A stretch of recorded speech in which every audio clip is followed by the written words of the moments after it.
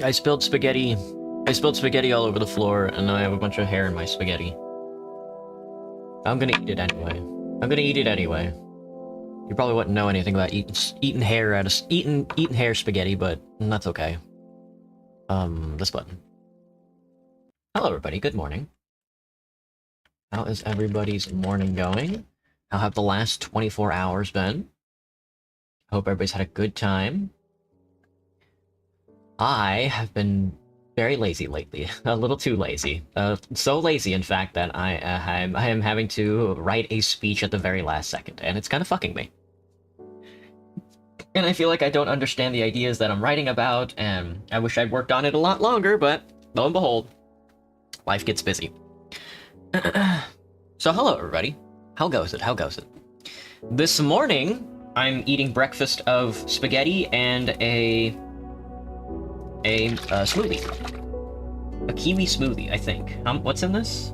Apples, kiwi, banana, mango, beets, and blueberries. They put 63 blueberries in this. That's what it says. Honestly, kind of wild. Alright, thank you. Thank you, Minecraft. I'm gonna get this up on the screen, and then we can play the video game. We are playing Lunar Ascendant today. This button, and then this button. We're back where we left off last week with, Lunar Ascendant. I don't remember where we were. Probably upsetting a lot of people. Trying to get the Artemisians on our side. Trying to get the working class on our side. Trying to have independence, but still having a connection to Earth. I don't want to be completely independent from Earth. Well, I would like to be completely independent from Earth, but I still want there to be trade, you know?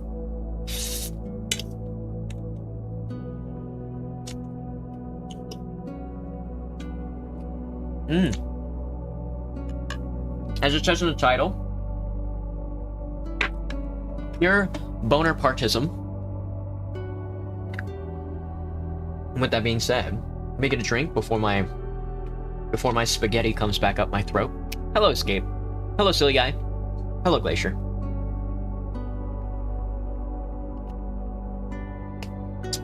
Oh, that's not a bad flavor. That's okay. They all kind of taste the same. All the smoothies I buy from the store all kind of taste similar. It's weird.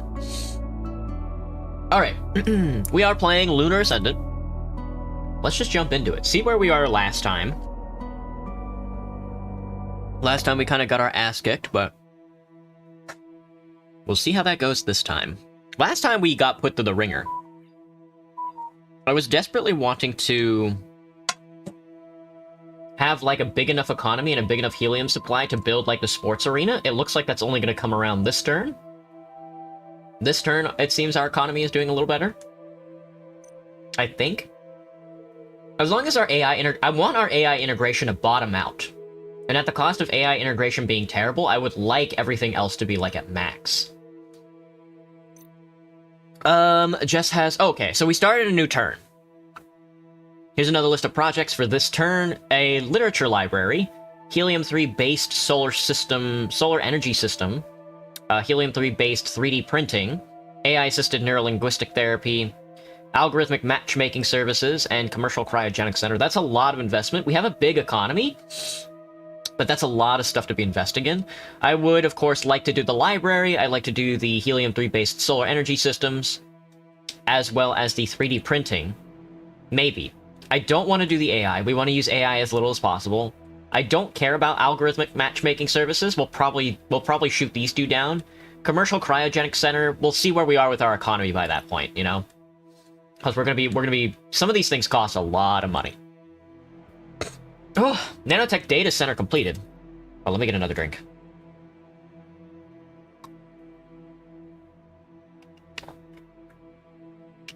Construction of the nanotech data center has officially been finalized. Following completion, Earth-based authorities have begun preparing tender processes to designate third-party operators for the facility. Multiple legal departments are reported to be involved in drafting and reviewing the operational frameworks before control is formally assigned. Legal consultants underline that the amount of focus spent on the details is unusual. Yeah, I don't know. Ooh.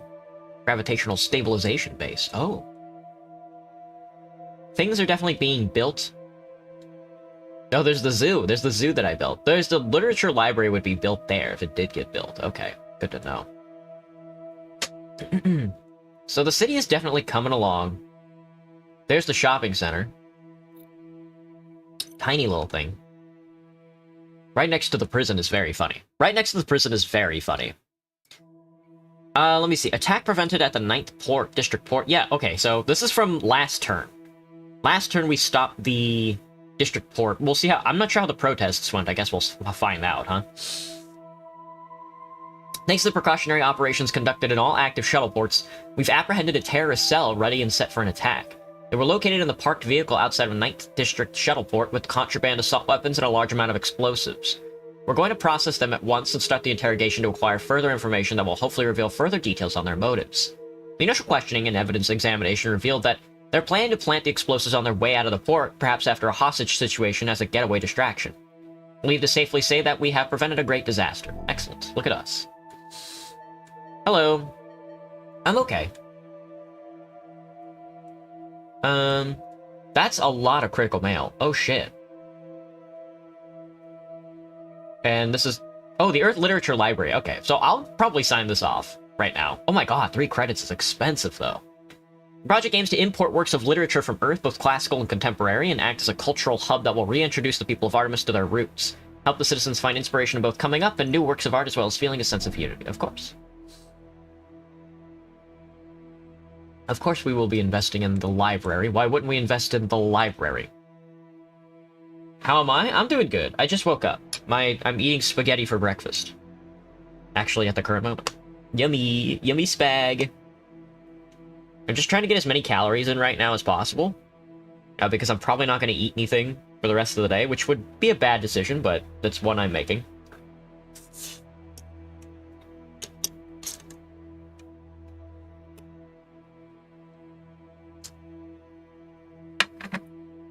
Okay. So we built the library. Or we invested in the library. Look at us.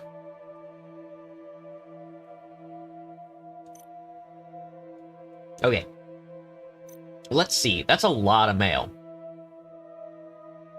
What's the game? This is Lunar Ascendant. It's kind of like Suzerain, if you've ever played that. What is this big-ass spinning structure down here, by the way? The old shuttle station? I don't think I can read it, though. Some sort of secondary tone. It's this building. Okay. Arlo. Mr. Mayor, we would like to express the deep regret we feel for the individuals who acted on their own accord on our side during the protests, but what happened was in no way an acceptable retaliation of their actions. We condemn the UEF field personnel for neglecting the civilians and focusing on protecting the UEF members. We wholeheartedly hope you will do the same. Hey, Graham. Good morning, much like the movie. I agree. I will cut short as we need to tend to the wounded in our headquarters and check on the severely injured at the hospitals. No, Miss Mira shares my resentment towards your administration. Whoa. And the lack of security forces on such a critical event, she will get in contact with you as soon as we further informed on the situation. Hopefully you'll investigate and find out who those barbarians were, and why they took it upon themselves to attack the protesters and the UEF personnel alike when things got heated.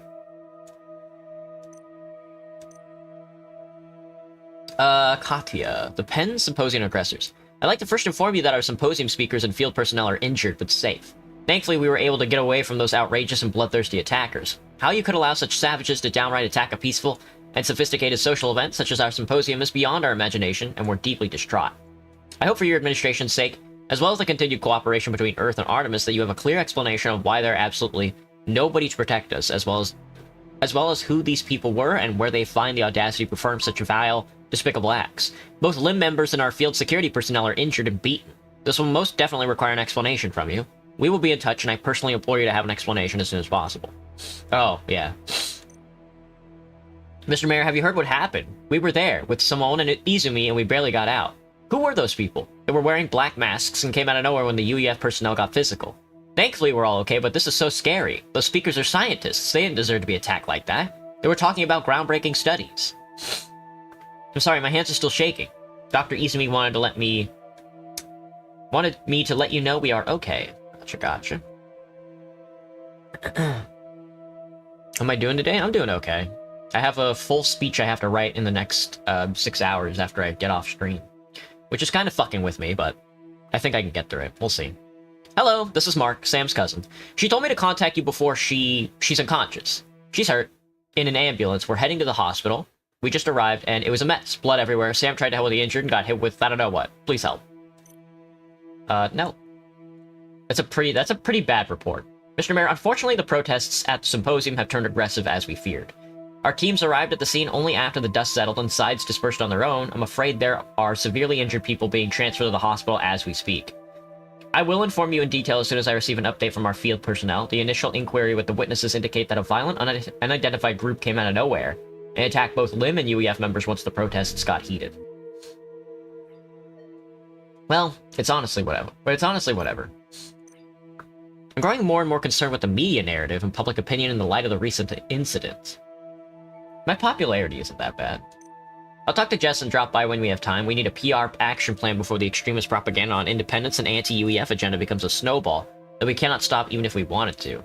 Probably a bad decision to use that guy, but I'm gonna keep using him because it's funny. Oh, here we go. These are what I want to invest in. 6 helium? Oh, God! This research project is looking to find new and more efficient ways to utilize solar energy systems by using helium-3 based components and materials in order to reduce the dependency to Earth when it comes to harvesting, storing, and utilization of Artemis energy resources. Hey, Honeylove, what's up? Am I doing today? I'm doing okay. I'm eating leftover spaghetti. It's kind of sitting in my stomach like a rock, though. The project has the potential to greatly improve the existing sustainability systems, as well as paving a way for the innovative local manufacturing of new enhanced systems. Yeah, of course. Why is that 6 helium, though? God. Helium-3 based 3D printing industry. I can't now. They hate me. Production Foundation for Artemis through an industrial 3D printing initiative. Sorry.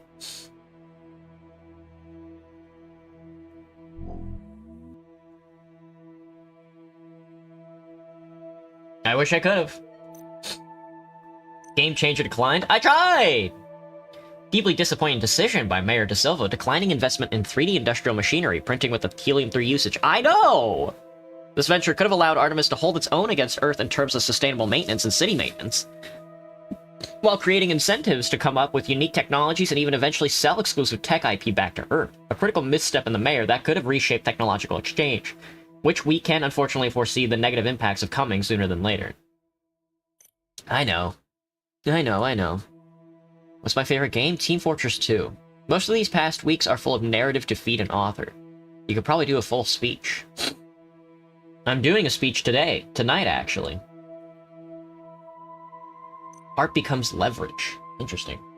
The Chamber of Commerce reports that a revised trade arrangement has been enforced, linking continued high-volume helium-3 exports to increased Earth import quotas for Artemis-made arts and crafts.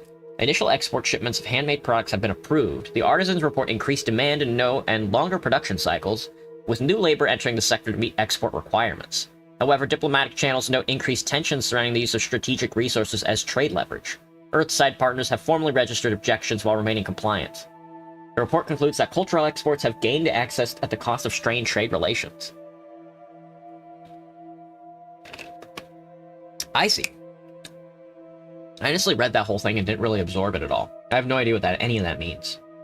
But it's chill. I guess we'll find out one day. Unknown caller. This motherfucker again. Of course we're gonna keep him in our employ. It's just too funny not to. The mayor is corrupt. Well, I mean, why wouldn't I be?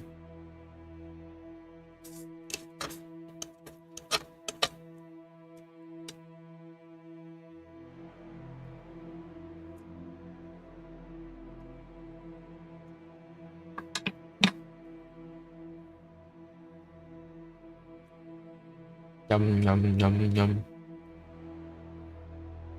It's not the cum. That's so sad.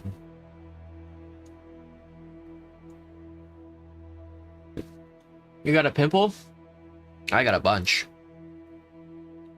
All over my body. I look like a leper.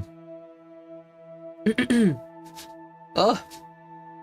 Your private line rings resurfacing you from the deep thoughts of what your next move should be.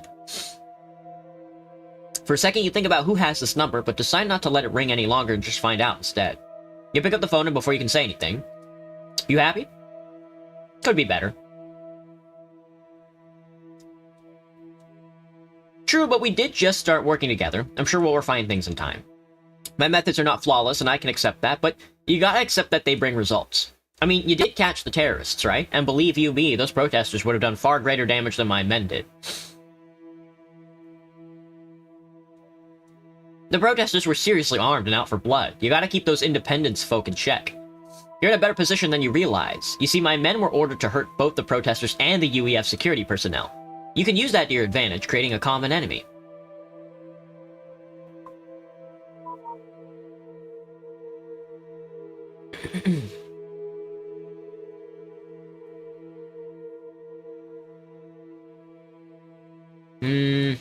Lim is still blaming UEF for allowing this to happen.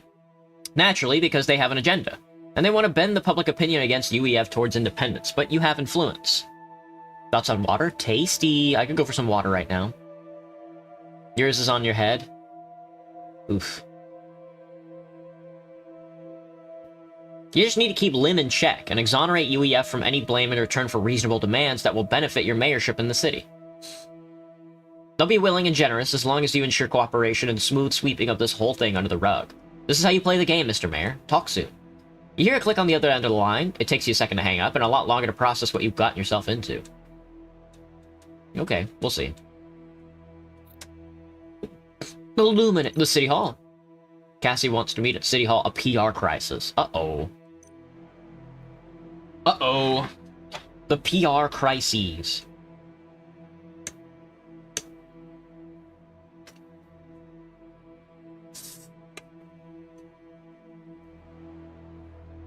Hang on. I'm eating the rest of my spaghetti. I'm eating the rest of my cold spaghetti. That's kind of fucking with my stomach.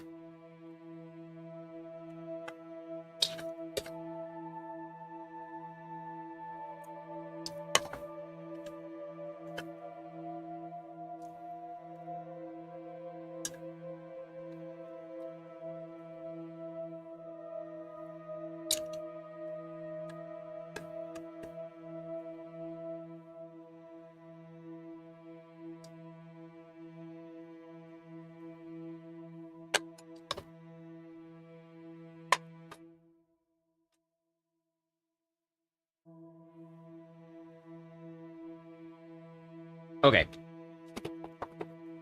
Alright, now I'm gonna drink my potion.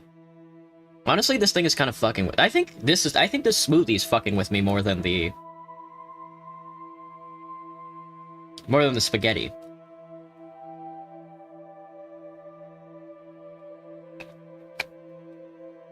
Is it nighttime for me? Nope. It is, 10:30. 10:30 in the morning. Your office door knocks twice and Jess pokes her head in. Hey boss, Miss Cassie's here, see ya. You can let her in, Jess, thanks. Got it, boss. The thudding of Cassie's heavy steps enter the room before she does. A short woman made tall with the high soles of her military boots, she wears a tunic and many bracelets, and a thick leather belt with a large silver buckle. Her blonde, turning silver hair, naturally fluffy with large curls, is adorned with braided locks, which are held together with beads and trinkets. She looks like an unexpected mixture of a bohemian fortune teller and a fashion blogger. Hey David, nice to see you. Thanks for taking the time. Don't mention it. We got a potential ship sinker in our hands, David. This whole thing allows Lim to blatantly blame Earth for everything, and they're grabbing onto that opportunity like a dog to a bone.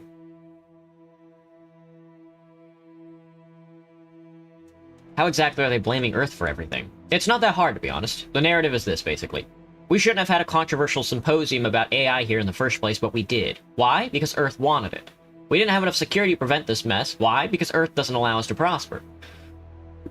We wanted this place to be different, a better version of civilization for humankind, but it's shit now. Why? Earth. It's not that black and white. Yes, but if you seem reluctant or neutral, you will seem weak. This is not what leaders do in times of crises. True. A very off-topic question. Not a light selection of food? No. I was trying to get a bunch of calories in today, this morning, Graham, because after I get off stream, I have to spend like 5.5 hours, like finishing up my paper, which I should have been doing like last night, but I, you know, got carried away doing other things. So I don't really have any time to eat today, so I was doing it during stream. And this is what I can muster up as far as like high-calorie food goes. Like long-burning carbohydrates, and then just like a short burst of energy to get me through the day. What you need to do is create a new narrative and lead the people. It doesn't matter if you want to side with UEF or stand against it, you can rally the people for independence or reconciliation just the same. You need to take the lead. You cannot afford to stay irrelevant, or this wave of change will inevitably crush you as well. You will, after all, be remembered as the man in charge at the time of this crisis. How are we going to control the narrative? Good question. For that, you have multiple options. Though I believe my proactive PR tactics may fall short in managing this crisis, especially since I'm not overly familiar with the lunar population's tendencies in such situations. My professional opinion is that you need something hard, fast, and highly effective. Do you trust the ladies from the Lunar Science Coalition? Sophia, was it? And Simone? Yeah, I do, honestly. Great. You may want to include them to this meeting through video conference. The way I see it, you either need to use AI to control the information or go directly to the people and make a high-precision statement that will trump over any misinformation they may be subjected to. Either way, we can use their expertise and assistance. So it's them, or we freefall? Okay. Shortly after your request, Sophia and Simone are on the line. Cassie explains the situation without going into too much detail. I see. Well, I'd suggest... Actually, Simone, I'd like to go first if you don't mind. Damn. VTubing increased the femboyish propaganda? There are only a couple of femboy VTubers, and they aren't that popular. I know Shu is pretty popular, but...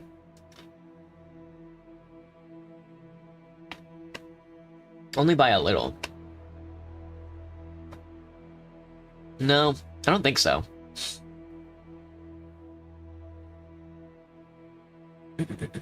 You've seen an increase? I don't know. Simone looks surprised for a second, but her expression turns into a pleased approval shortly after. Why, of course. Go ahead. Sophia looks even more encouraged by Simone's approval. I'd like to first mention that we definitely have the necessary means of AI in terms of media targeting to ensure that our selected audience receive not biased, but counterbalanced information. Counterbalanced. Yes, sir, exactly. You see, information is always filtered and targeted when it's delivered to audiences, be it by media sources, third-party platforms, or even the standard end-user preferences. Thanks to the advanced AI systems, what we can do is detect what kind of information each individual is being subjected to through the cumulative funnel of these factors, and then counterbalance that person's information flow with news and sources that would even out the potential propaganda or misinformation. If they're being subjected to too much independence propaganda, we can show them things that are actually good about the UEF. Vice versa. If their feed is filled with pro-UEF content, we can push positive limb content to even things out. What if we push people into independence? Of course we can use like that as well, but it would be unethical. Please, Sophia, these are extreme times and extreme measures may be required. Let's not argue semantics and solely focus on assisting Mr. Mayor. It is doable, right? Yes, ma'am. I must express that I find this a risky approach, sir. I don't intend to tell you what's right and what's wrong, Mr. Mayor, but I must warn you against using AI in this capacity, even if the intention is noble. If you create a precedent like this, you may also be creating a control device that's open to abuse in the future. My advice would be to issue a written public statement and address people directly with the confidence as you tell them what they should believe in. Studies have shown over and over again that people believe what they're directly being told by their leaders, much more so than what they read or hear in third-party media. The audience actually has an influence on the streamer? I would agree. I would agree. People are not abstract concepts. No, even if they are filtered through this, like, secondary feed. Hello, Ruby. Yes, but if you use the AI route, you'll have plausible deniability. You can deny counterbalancing or controlling information if need be, whereas if you issue a statement with your signature, what you said is, well, what you said. They both make valid points, David, but either way, you need to take action. I don't want AI involvement. I'll address the public directly with a written statement. The people deserve that. Of course, sir. I'll send you a detailed list of topics and suggestions for your statement. They all leave the meeting room, and you once more alone with your thoughts. Oh, that was it? We weren't going to talk about, like, what we need to do?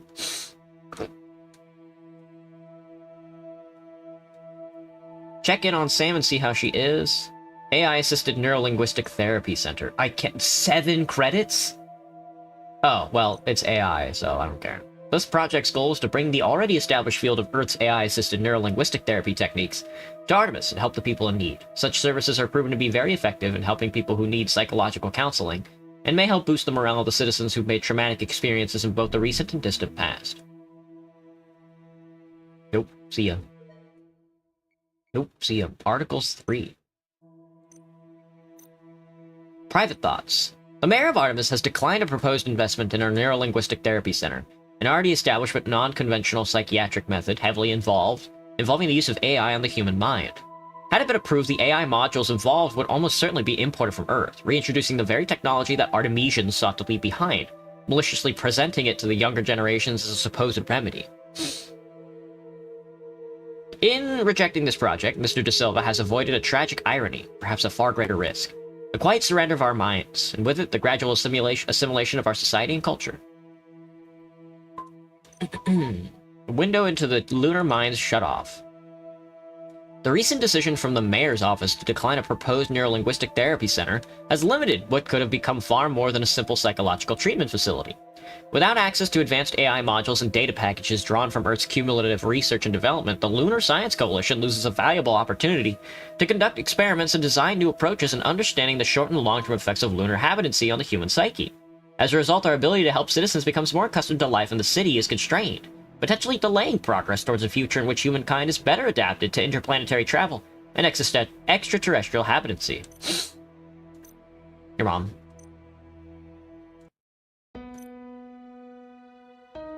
Your mom. Your mom, actually. Actually, your mom.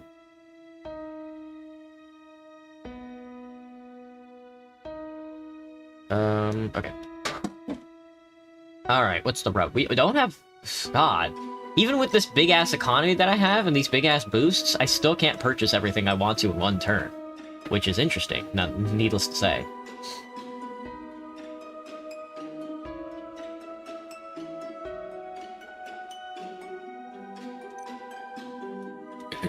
Check on Sam and see how she is. You arrive at the hospital, and the whole place is a beehive. Doctors and nurses are running from one patient to another. Gurneys roll left and right to rush the injured into the operation room. You move through them as if you're a ghost. Nobody even notices you in the overwhelming collective rush. The long estranged anonymity and indifference makes you feel...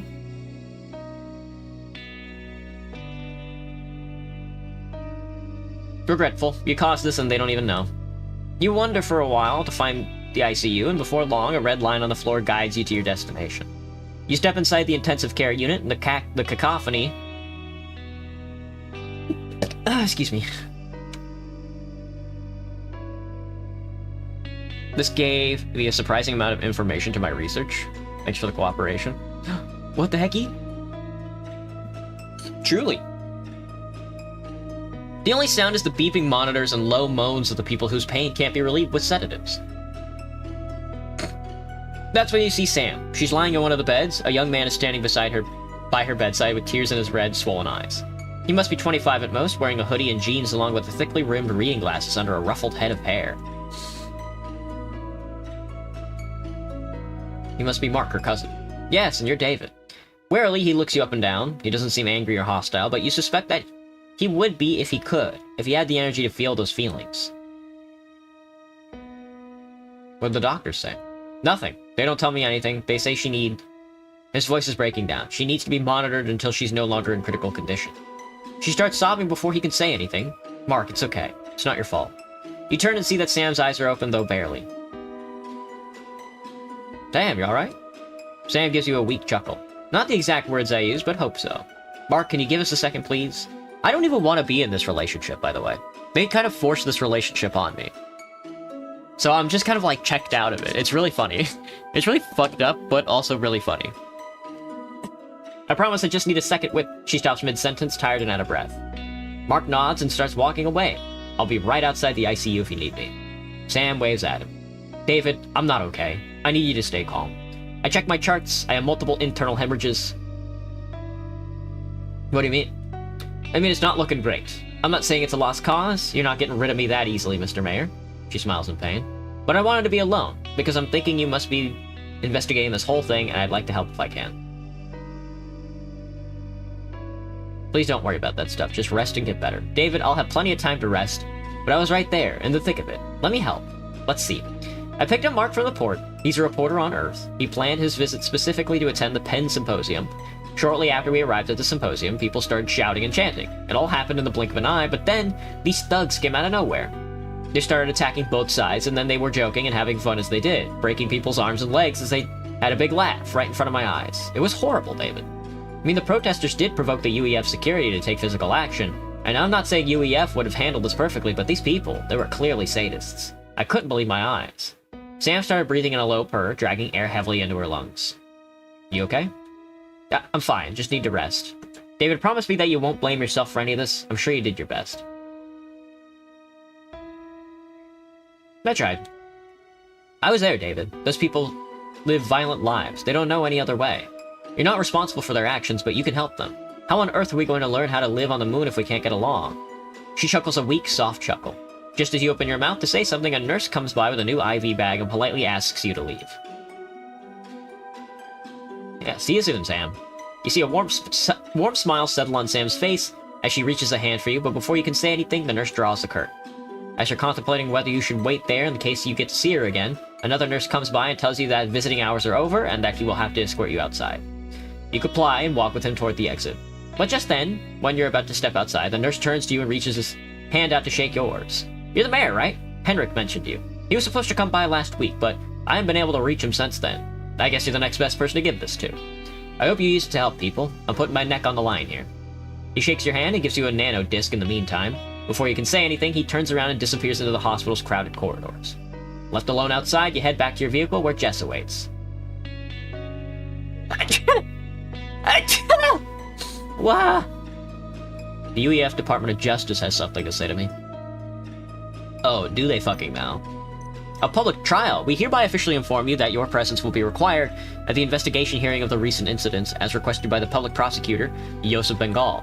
While in normal times all Artemisian criminal cases, including investigators and trials, were transferred over to Earth for due judicial procedure, UEF has decided to proceed with the case of the recent incident on the lunar city of Artemis. This will hopefully ease the negative remarks and notions against UEF and allow for a transparent progress towards finding the responsible parties. Prosecutor Joseph Bengal will have you, along with other prominent members of your city, on the stand for inquiries regarding the investigation, and you'll be able to address the public with your answers. We trust in your full cooperations. Best regards, UEF Department of Justice. Damn. Crisis management capacity issues. Algorithmic matchmaking services.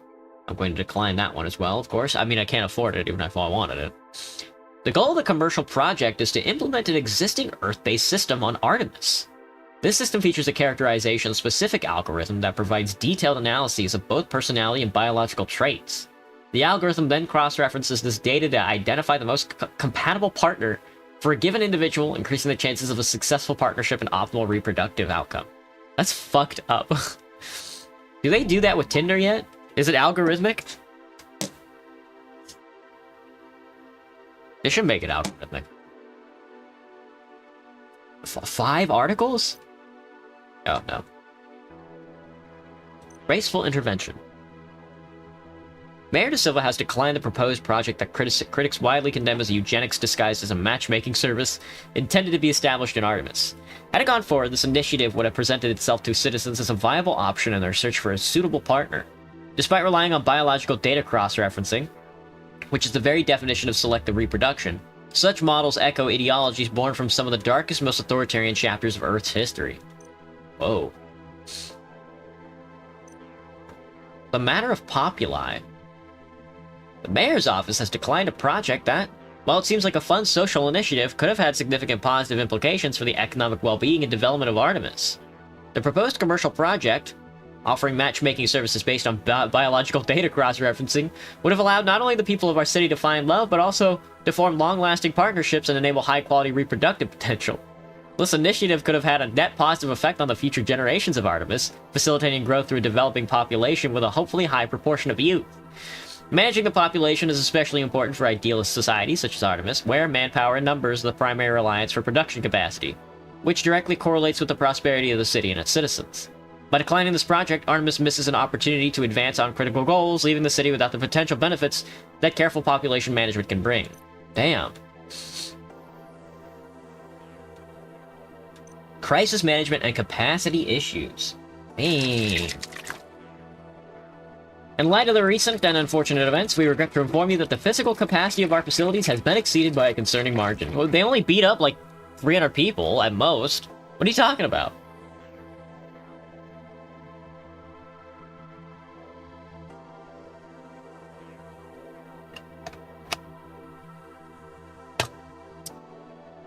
We are not able to provide rooms or beds for the seriously injured citizens due to the capacity issues. We're forced to turn away less critically injured to take care of themselves at home, while housing the more seriously injured in the office spaces and janitorial rooms of our facility. We're extremely worried that if this issue persists, the people inflicted with injuries, small or big, will suffer from complications such as infections, internal bleedings, disfigurement, and losses of limbs, which could have otherwise been prevented. Thank you, Artemis City Hospital.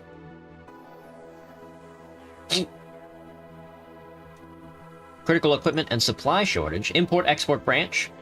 We are receiving multiple complaints and demands from the Artemis City Hospital management regarding the shortage of critical items such as trauma kits, ventilation and oxygen supply units, wound care packs, and surgical equipment, and more. We've been in constant contact with the suppliers from Earth regarding an emergency shipment of necessary items, but the process is being delayed due to the operational procedures of our trade agreements. Sure, man. We need to take action at once to either propose a trade exception to bypass the commercial procedures and codes, or come up with an alternative to provide the Artemis City Hospital with necessary items. We'd like to help with the assistant in any way that we can in this unfortunate time. Well, we should manufacture our own, but we'll see how that goes. The hospital crises, indeed. Hospital staff on their payroll, perfect time to tamper with the records. They will try to write off the brain aneurysm and death cases casualties from the recent incident. Beware. Good to know. Who's in my office? Oh, hang on. Sam wanted me to let you know that the hospital is a mess, and it really is. More and more injured people are piling up, and people are lying on the hallway floors. There aren't nearly enough doctors to tend to the wounded.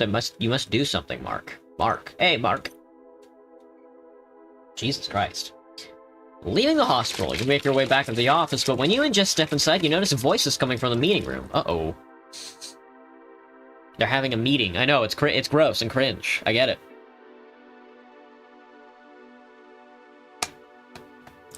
Jess suddenly steps in front of you and takes out a small firearm, and under her jacket is a single swift motion. From under her jacket is a single swift motion. Glad to see you prepared. Always, boss. It's just for caution, especially against situations like this. She slowly moves towards the meeting room. I stay still. You freeze in your position and wait for her next move. Jess makes a hand gesture telling you that she's heading in. She gives you an affirmative nod and heads inside, though just as she starts opening the door, you hear the voices a little better, which allows you to recognize who they are immediately. The voices belong to Mira Chen and Arlo Galan. You get her attention just in time and gesture to abort with your hand, pointing at the gun. She looks at you and immediately trusts your judgment, holstering the weapon in one swift motion. You step inside to greet Mira Chen and Arlo Galan. Is my abode soundproof? About as good as it can be. I live in a big concrete box, so it would be really weird if any of the sound got out.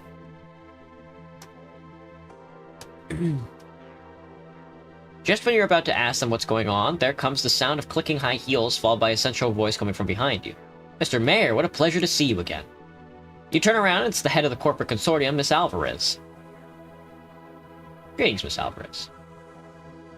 Alvarez slowly circles around you and takes her place next to Mira Chen and Arlo Galan, her hands softly brushing the small of your back as she does so. We drop by without notice because we want to help you, Mr. Mayor. We know about the prosecutor and the fact that you've been called for public hearing. We want to help you, and if we were to contact you through any official and therefore traceable means, we would have deprived you of the plausible deniability of this conversation. Even worse, we could have inadvertently set you up to potentially be framed for conspiring with one of the prime suspects of this whole mess. She momentarily shoots a glance at Mira Chen. That's preposterous. Save your theatrical reactions for the hearing, Arlo. You and I both know that if this Bengal clown wants to charge your warrior princess, he can easily blame her for conspiring against the UEF and claim that the attackers at the symposium were Lim supporters in disguise. What the hell does that mean? They did ruin our event, after all. They did ruin the event. You know that's not true. I do, but does Bengal?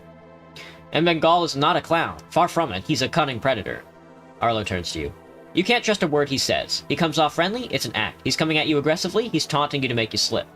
Arlo has a defense lawyer on Earth before he retired to become a consultant. And I faced Bengal multiple times. None of them ended well. He was the only one who bested me time after time and sent innocent people to prison or worse.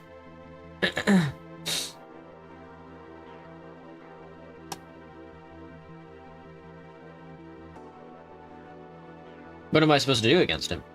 You have to either be very honest or very convincing, because he'll sniff out your lies and tear you apart from them. Anything and everything you give him will be held against you, and the UEF will make sure to use it all in the heartbeat and defame you and limb. And where will the people of Artemis seek solace if that happens? Who will they turn to? The Earth, of course. Mr. Mayor, you need to realize that this is one in a million chance. If you hold the UEF responsible for Incident, it will have an exceptional impact on the people of Artemis and their view on independence. How am I supposed to hold the UEF responsible? By telling the truth. Couldn't this whole mess be avoided if the UEF didn't insist on that highly controversial symposium on Artemis grounds, as if to mock and undermine the public opinion? Didn't their security detail only concern themselves with protecting their own against the protesters, and through enthusiastically excessive force? And have they not turned tail and run to protect the UEF members when those brutes barged into the symposium, instead of trying to protect both the Artemisians and the UEF? And there is your argument against the UEF. We could shift the public opinion in favor of independence, and that would mean leverage against the UEF. Better, more profitable trade deals, a more committed community and workforce, higher production, and much more. We're not looking to increase the value of our bargaining chips, Ms. Alvarez. We want independence. And you will have it when you're ready, Mr. Galan. More importantly, when Artemis is ready. Oh, you hear small motions in the background? I am doing small motions. That is true. Until then, we need to gain strength and establish leverage against UEF so they don't abandon and abort us instead of accepting that we are a force to be reckoned with. Arlo looks deeply offended by the confrontational tone of Alvarez. He lashes out with his head held high. Increasing cooperation increases dependence. No matter how strong your hand is, we need absolute independence. Artemis is ready enough. Ready as she'll ever be. Mr. Mary, if you go down the path of capitalism, there will always be a better deal on the table. There will always be new reason to wait a bit more, to cooperate a bit more. Alvarez starts shouting as well. And if you go all idealist, Mr. Mayor, you're likely to doom everyone to starvation.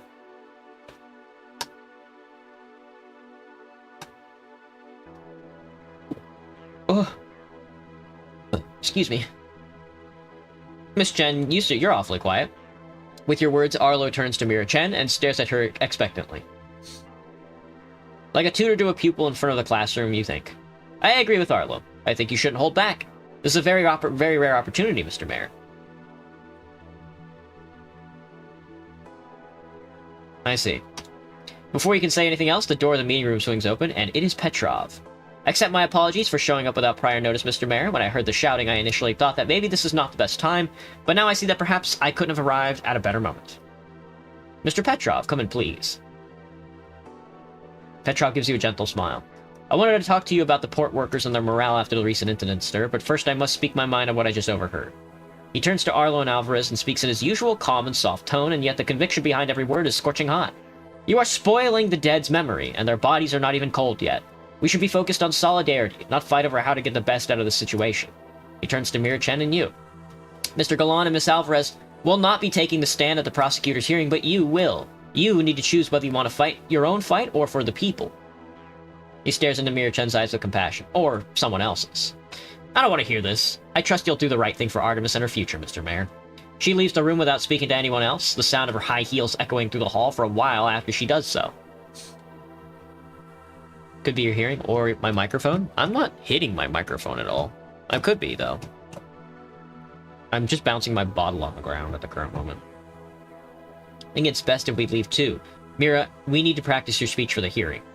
Mira, still staring at Petrov with a thoughtful gaze, nods silently. She shakes your hand before she leaves the room and gives a curious smile to Jess. I will see you at the hearing, Mr. Mayor. Arlo and Mira leave the room and Jess follows them back to their desk. You are alone with Petrov. So, Mr. Petrov, you mentioned the port workers? Yes, Mr. Mayor, but before that, I would like to briefly talk about the hearing. I'm worried that whatever this hearing leads to has the potential to prove more devastating than the incidents that we've been through so far. The city's nowhere near the required level of self-sustenance, Mr. Mayor. We have made promising advancements, mostly thanks to your administration, and we're getting closer to establishing an actual system of self-sustenance. We still need more projects in various areas, and if we sever our ties with the UEF right now, all that we worked so hard for could go to waste. I understand your concerns. Petrov nods in silent acceptance. Mr. Singh suspected that you'd be contacted by the Lim and the corporate consortium.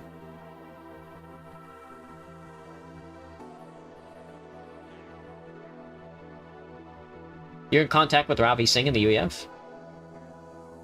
Naturally, to coordinate the operational planning of import-export activities and allocation of manpower. He respects your position and decisions. His only worry is that if this hearing takes a direction that will further alienate the already tentative public from the UEF, it may cause irreparable damages. If you, as the leader of the people, reinforce the current negative public image of UEF that was manufactured without necessary evidence by certain parties, both Mr. Singh and I are afraid the whole system may be inflicted by the repercussions. You think I would speculate on her growth?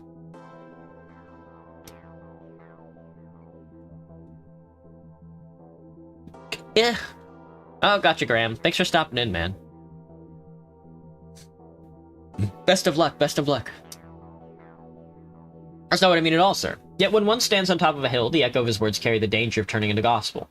Our city's well-being depends on your guidance. With that, the gentle giant of a man reaches his hand out and shakes yours with a delicate firmness. I wish you the best of fortune and fortitude, as well as for all of us who will rise or fall alongside you. God. Make a decision regarding the PR strategy. Katya, Arlo, and Samid on the hospital crisis problem. I'd rather talk about this first. You step into the meeting room to discuss the hospital crisis and find that everyone's already there. Sophia is standing in front of the holo screen while Samed Raufi, who is my import-export, Arlo Galan, and Katya Gorchev are seated.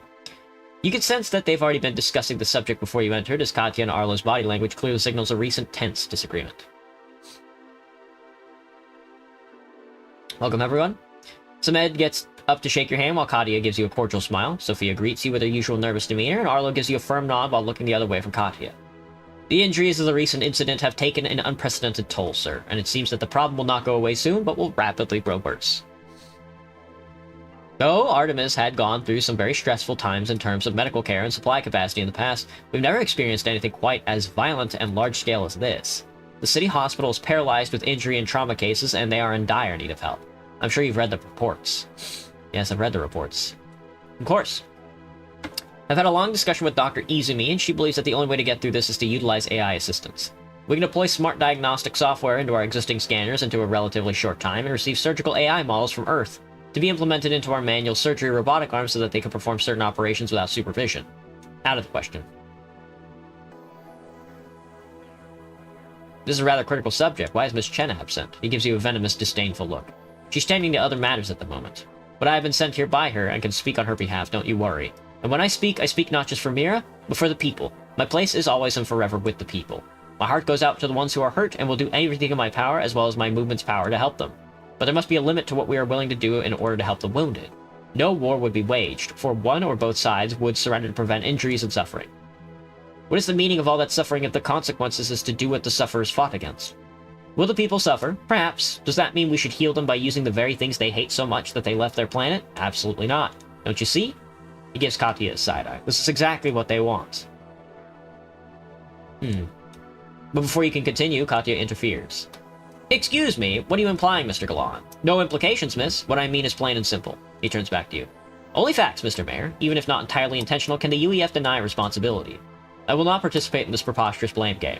Mr. Mayor, I am certain that Mr. Singh and the UEF will be happy to offer their help if you make a request. You must understand that it's against political etiquette to send help without receiving a request first. It's perceived as patronizing, to say the least. See? They design our path.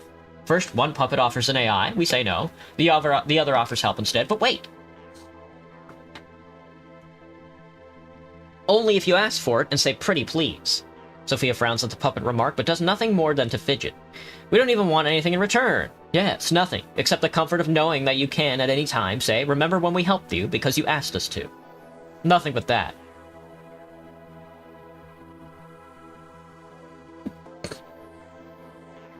I think Mr. Galan has a point. Katya stares at you in disbelief. I'm sorry you feel that way, Mr. Mayor. Perhaps the recent incidents have taken a toll on all our judgment. Perhaps, yes. Katya gives you a reassuring smile and focuses back on the matter. Just as she's about to continue, Arlo interrupts. Do what should have been done a long time ago. Get the freeloaders of Earth out of those fancy apartment complexes in the upper district. Turn the buildings into something our people can make actual use of. In this case, emergency rooms for the wounded. Are you insane? Those people are here, away from their families and homes, to help your city. Yes, not to keep an eye and nose in our business. To help us, that's all. That wouldn't do anything to solve the issues with the equipment supply and staff shortages anyway. Just purchase the needed material and use it in the apartments when we turn them into medical emergency rooms. Why aren't we purchasing more medical equipment? Setting aside the force people out of their homes part. Arlo huffs again, but doesn't interfere. Perhaps he's more interested in what Samed has to say than what Kadia had. We're not able to do the purchasing, unfortunately. The Earth Medical Products manufacturers impose strict quality control checkpoint procedures for any and all exports they perform, so that they don't end up liable if we face any issues and claim they sent defective or faulty products. Corporate lawyers are very careful when it comes to causing interplanetary crises naturally.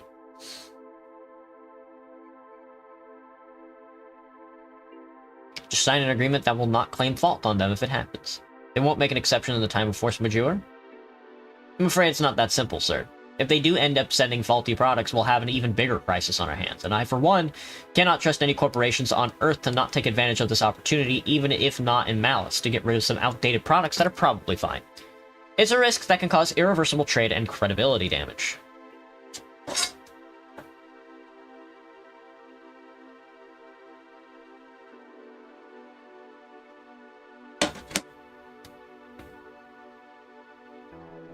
So we don't have anything? You don't have any suggestions as well? So we don't have anything. Well, I don't know about using the UEF apartments as emergency rooms, but if we were to have enough space, maybe we could just ask the UEF to temporarily send over some doctors?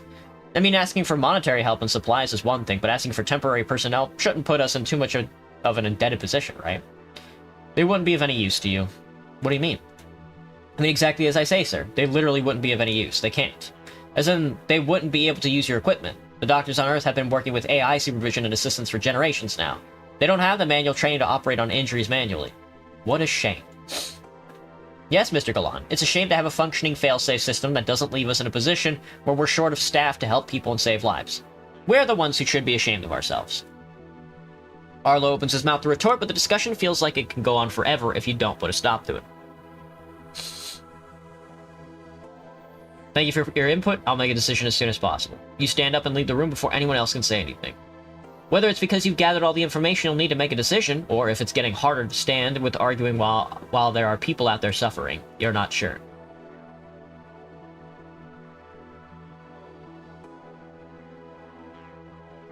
Leave without saying anything. You tell him just that, and stare at him until he acknowledges your demands. It takes a while, but finally he nods a disdainful nod. You leave the room. But I didn't give him any demands. What demands? That never happened. Okay, lots of decisions to make.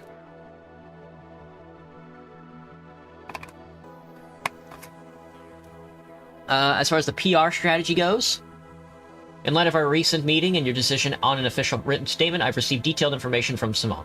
Here are the potential routes we could take in the statement in order to proceed with your choice direction. Waiting to hear from you and your final preferences. Pro-UEF, anti-UEF, a balanced and partial, anti-UEF agenda. My anti-UEF agenda. And then as far as the city hospital crisis goes, we hope that you're well and you've had time to think. Reach a conclusion regarding the persisting issues we're facing at our facilities. Wow! We'd be more than happy to hear your decisions so we can take immediate action by aligning with the appropriate channels and realize your directives to help people as soon as possible. Trade exception from Earth Corporation to bypass import procedures. I'm not going to be using AI. This one's dangerous in a very specific way. People are suffering visibly. Hallways, floors, blood, panic. This isn't just hearsay or a news story anymore, and that means whatever you choose to do or not to do will be registered as an emotional level first. AI is, of course, the fastest fix on paper, but it carries a pretty risky baggage. It's open to being twisted very easily. I can already see the radicals claiming that you're replacing their honorable doctors, the human touch, and even compassion. The press will absolutely run that angle if you give it oxygen, especially given Artemis' history and sensitivities. Seizing apartments, on the other hand, is explosive. Even if it works medically, it's a PR landmine, Forced displacement, Earth citizens being pushed out, property rights, retaliation narratives, actual retaliation possibilities. It writes its own headlines, and none of them are easy on you.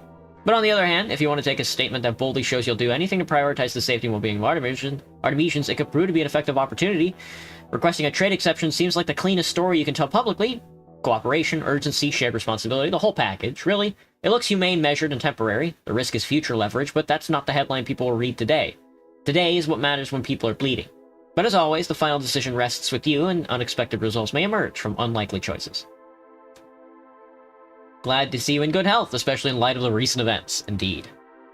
I'll spare you the ethics, as I'm sure others will cover that better than I could. From a financial and operational standpoint, the situation is grim, but also oddly constrained.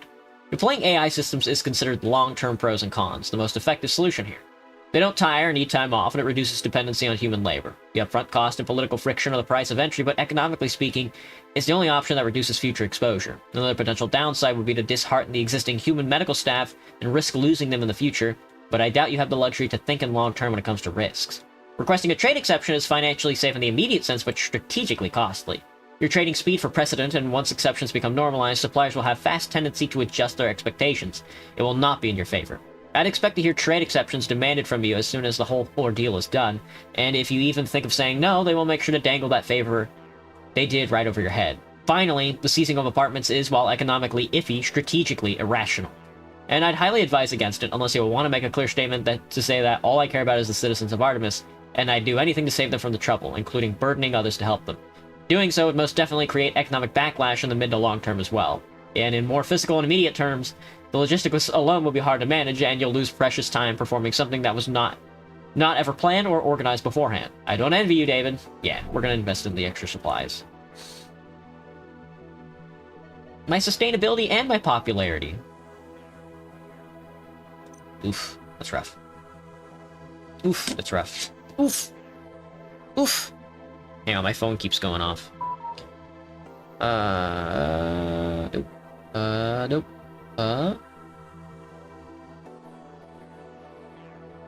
Okay. Let me see. Lowered standards, higher risks. Sources close to the mayor's office report that emergency medical supplies are being rushed through relaxed import procedures and reduced quality inspections. Lowering standards in the name of urgency is not compassion, to the contrary, it's a gamble with public safety. Above all else, Artemis City Hospital should not become proving grounds for Earth suppliers whose priorities we have no control over. One can't help but ask if these are free favors or if the UEF's sudden willingness to help create obligations that will outlast the current crisis. Hello, Barracks. At this point, just read a book? Yeah. This may be presented as a necessity by Mr. De Silva, but necessity has often been used to justify surrender. Today's medical supplies, tomorrow the cost may be much higher. Necessary exceptions. The mayor's decision to request a trade exception for the medical supplies represents the kind of decisive action Artemis City has lacked for so long. In times of need, we can clearly see the complete adherence to Earth-imposed trade procedures serve not the people but the policymakers. The mayor has shown willingness to take responsibility and accept risk, which is the defining quality of leadership. We should also underline that if the existing trade rules were fair, exceptions would not be required in the first place. These actions should not be viewed as a temporary lapse, but as proof that current frameworks are inadequate. Only then the exceptions of today can inform and shape our future standards on the problematic dynamics of trade between Earth and Artemis. If the Earth's policies cannot withstand moments of crisis, then they were never designed with our survival in mind, and we congratulate the mayor for recognizing this fact. Our times built trust. It is a clear demonstration of mutual trust. Mayor De Silva has requested and received a trade exception to accelerate the delivery of the critical medical supplies to Artemis. This decision underlines a truth often forgotten by the so-called idealist circles. Cooperation is not weakness when lives are at stake. Is this true? Thanks to the UEF and Earth corporations, the mayor request was immediately met with a positive response. The supplies were shipped with extreme haste. At a time when suspicions threatens to dominate every interaction between Artemis and Earth, we applaud De Silva for showing the courage to stand tall against archaic expectations and idealistic fanatics. The problem is that dropped my self-sustainability and my popularity by a huge portion.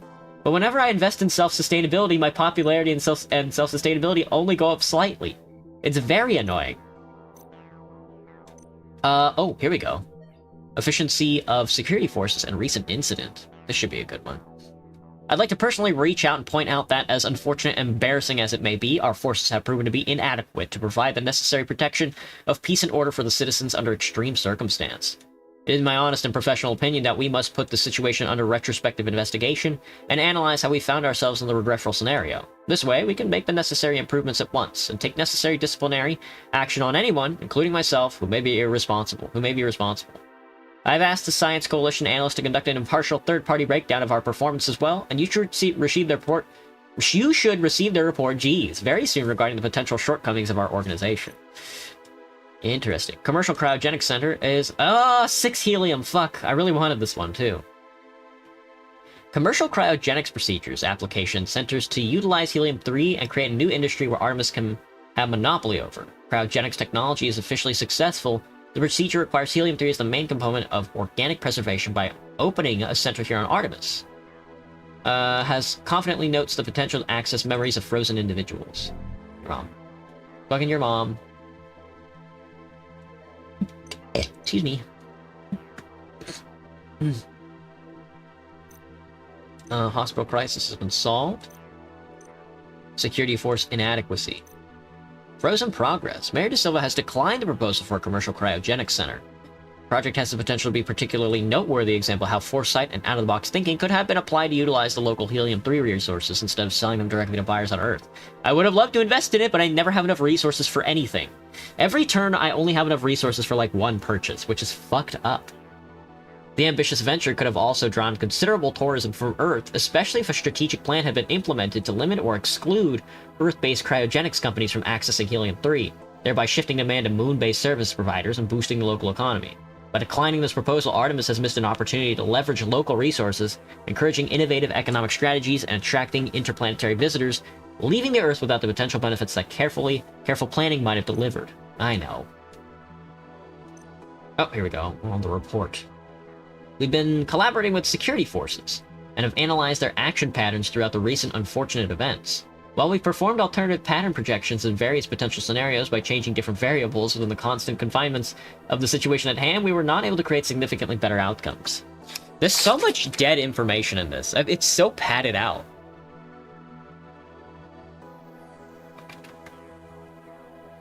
But I guess that's just like a report from the Science Center. That makes sense. This tells us that without changing one of the main variables, a disaster could not have been averted in a given situation scenario. The main variable is the personnel capacity of the security forces, sir. While Artemis' population kept on growing both due to citizen procreation as well as immigrations from Earth, the security forces' active personnel count has not significantly increased. This has multiple evidence-based reasons. The more prominent ones being that the new generations are not as passionate in traditionally masculine roles of warfare, protection, and law enforcement, not having any wars in the city's history to require the glorification of armed forces in subfloras of different cultures. Shut the fuck up. Artemis Armed Forces been originally funded by the Earth was an urban law enforcement force to make sure the colony's peace is kept intact and so on. What is this fucking... What is this shit? What am I reading here? Why is my fucking... Why is my science foundation... Why is like the science department using personality-based pseudoscience? Unfortunately, these factors can lead to the stagnation and even shrinking of law enforcement units. Without anyone to oversee the city's different institutions before you came to office, it's our analysis that this is exactly what happened. While this issue is almost impossible to solve in a relatively short time since new personnel would require training and qualification tests, it's our advice that you take action at once. Make sure this doesn't occur again in the mid to long-term time period. The security forces were very transparent in their dealings with different factions. We have gone over multiple complaint mails from various fronts. We'd like to organize a meeting to discuss, gather input from all involved parties so that we can provide you with the most information before you make a decision. Can't I just get more personnel? I think more personnel would be a good investment. I don't know. Am I sicko for saying that? Alright. Security forces problem. Alright. I don't have any capital to invest in anything, so... who knows? It could be cult of personality type shit.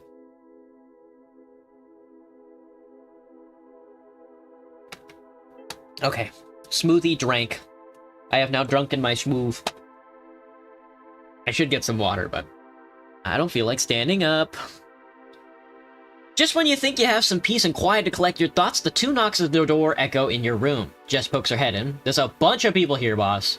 Ms. Ackaby says they all insisting on being presented. Coming. You stand up and start walking in the meeting room. Oh! Everybody seems to have a say on this. When you step in, there really is a whole lot of people there. Solomon is standing in one corner of the room, while Simone, Samid, Petrov, Katya, and Arlo are taking their seats. I don't see Petrov on this list. They greet you with thoughtful expressions, and you can feel the tension brewing in the room. Thank you for coming. Colonel Solomon, we have already delivered a report to Mr. Mayor on the current situation. Would you like to start? Oh, there he is. I've also sent a mail and explained the situation and our cooperation. I think we can go ahead and start with the suggestions. In that case, I should go first.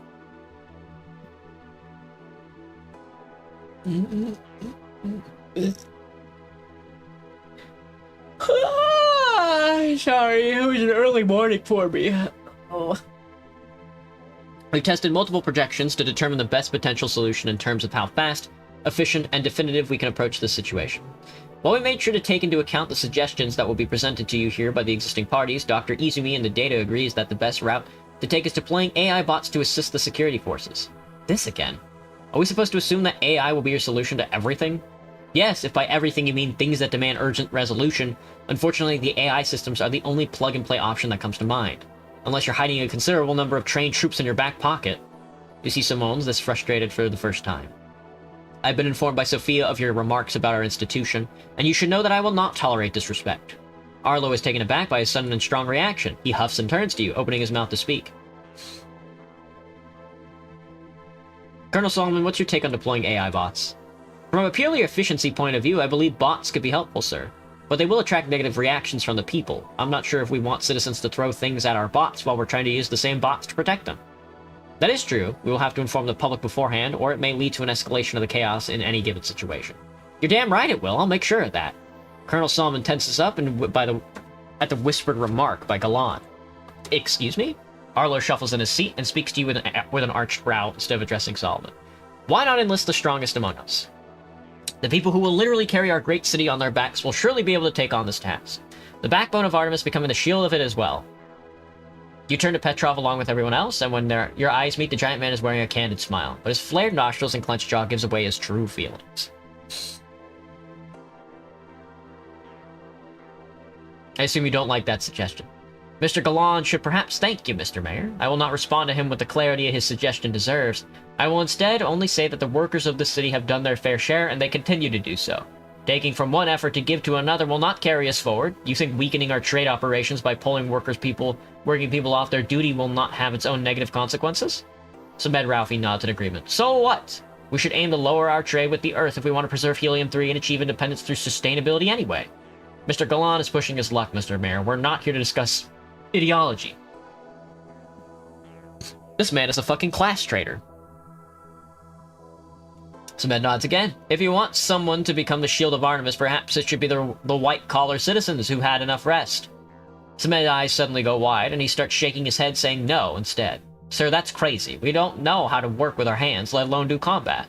It would hardly be efficient, and also, we need to keep working as well.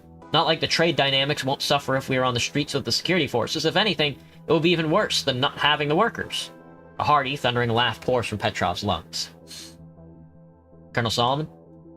I think enlisting untrained personnel will definitely have its drawbacks, sir.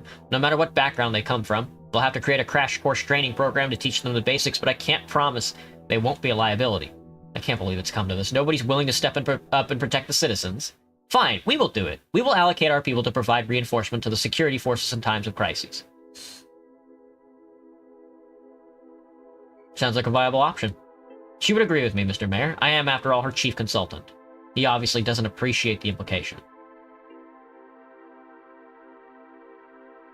With all due respect and all things aside, I don't think this would be the best idea, sir. A politically charged organization's members shouldn't be within our ranks. Not to sound pessimistic, but we don't know what we will face in the future. In the less likely scenarios, this may prove counterproductive. What are you implying, Colonel? Solomon doesn't respond, but looks at you with thoughtful eyes. You must express the same concern with Colonel Solomon, sir. It's a very delicate decision about a very critical role, and whichever group fills this position should be politically impartial. Like you wouldn't send your own troops to assist our security forces in a heartbeat if the mayor made the mistake of asking. We'd like to consider ourselves as allies of Artemis, with aligned goals and desires. Of course we would gladly send them, but yes, I understand your point.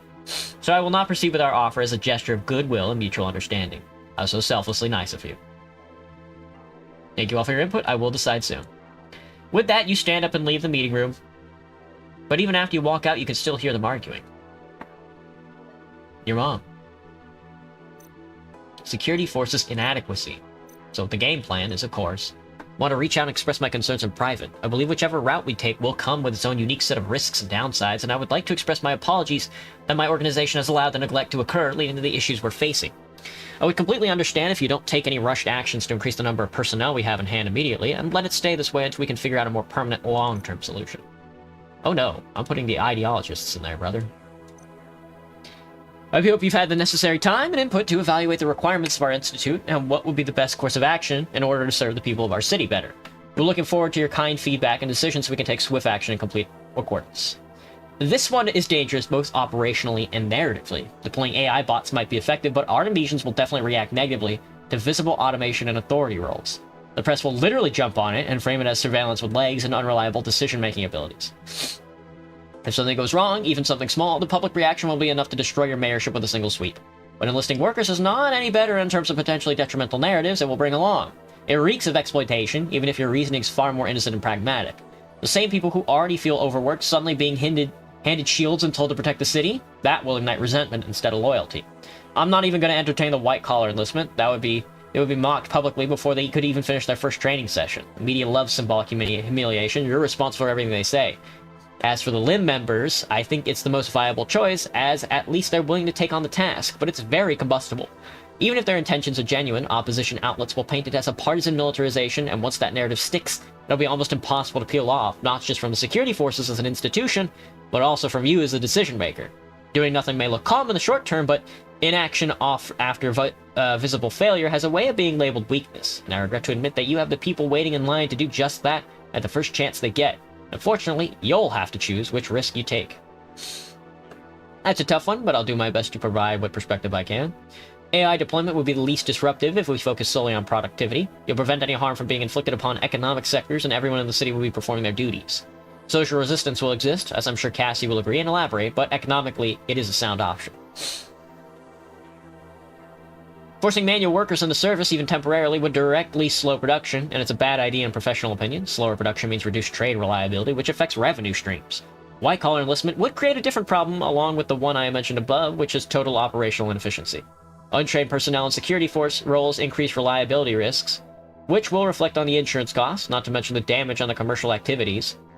Allowing Limb members to reinforce the forces introduces political volatility into an institution that ideally should remain neutral. Don't get me wrong, I'm not saying that from a political point of view, of course. It's just that markets usually react poorly to perceived instability, and the UEF traders may be spooked the idea of your office becoming politically charged in a radical direction. To be bluntly honest, taking no immediate action preserves current expenditure levels, and it seems like the most logical economic decision at the moment, but of course it does nothing to address the structural weaknesses identified in the reports. The structural weaknesses tend to resurface at inconvenient times, creating exceptional problems that will ripple into finance. Of course we're gonna go with the Limb members. Yes, those are two things I definitely want going up. I might just forego import-export altogether, man. I'm trying to keep it up as much as possible, but honestly, getting rid of import-export and AI integration to get sustainability, integration, security force, and popularity might just be a better decision to make.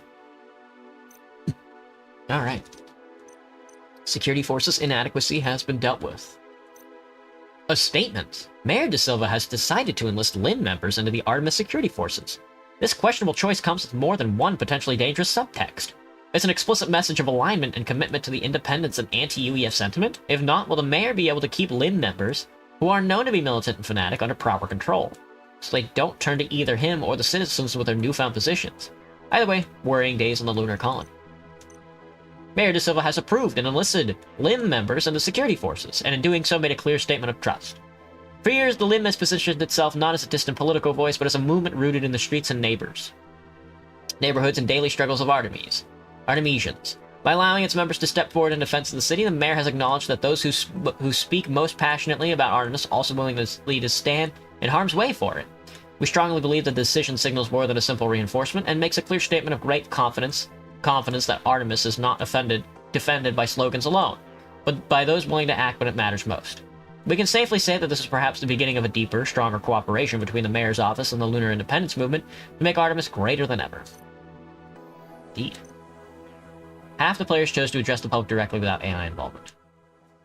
I figured. I figured also.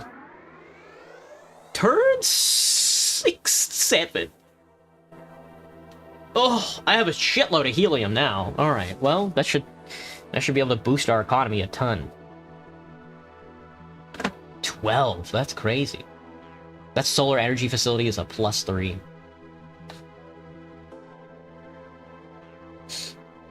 On the morning of the public hearing, Jess picks you up from your apartment. Rush hour hasn't even begun, and you cruise the tubular streets of the city, at what you imagine must look to be a very easygoing pace from the outside. Inside the car, though, that's hardly the case. Thoughts race in your mind. You feel ready, boss? Not in the slightest. Jess chuckles in surprise. Well, that's definitely one way to go about it. You arrive at the UEF Central Headquarters in the city center. While the building serves as an operational hub exclusively for expatriate UEF personnel in regular times, you are informed that the main hall has been turned into a courtroom for this isolated instance. You can't help but sense the subtext. The mayor of the city has been questioned by on Earth grounds. There's a huge crowd outside, mostly reporters and protesters, some holding UEF signs, while others chant in support of Lim. You walk a long walk until finally reaching the building's entrance. All the white cameras and microphones follow you, and the aggressive chants of two crowds get louder, directed right at you off the top of their lungs. You step inside the building, and the automatic doors close behind you with a soft electronic buzzing.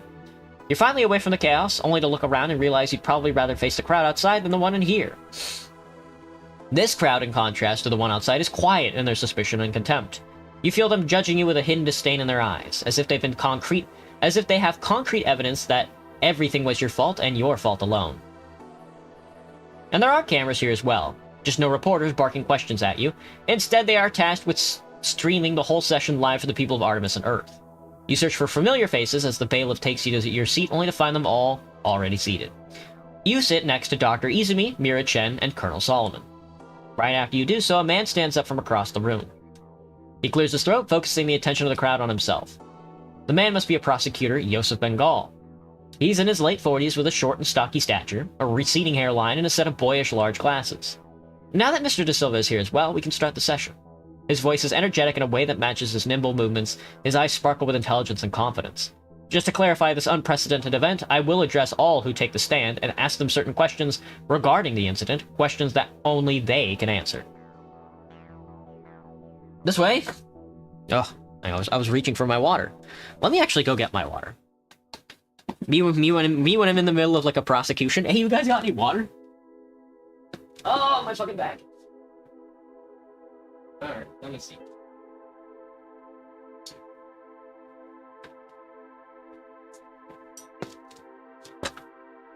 Ah, jeez.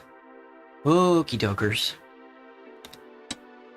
This way, both I and the people of Artemis and Earth will hear your side, and hopefully the information that will be revealed here will also shed some light on who is at fault. He walks towards the long table where you and your acquaintances sit in a row. Miss Izumi.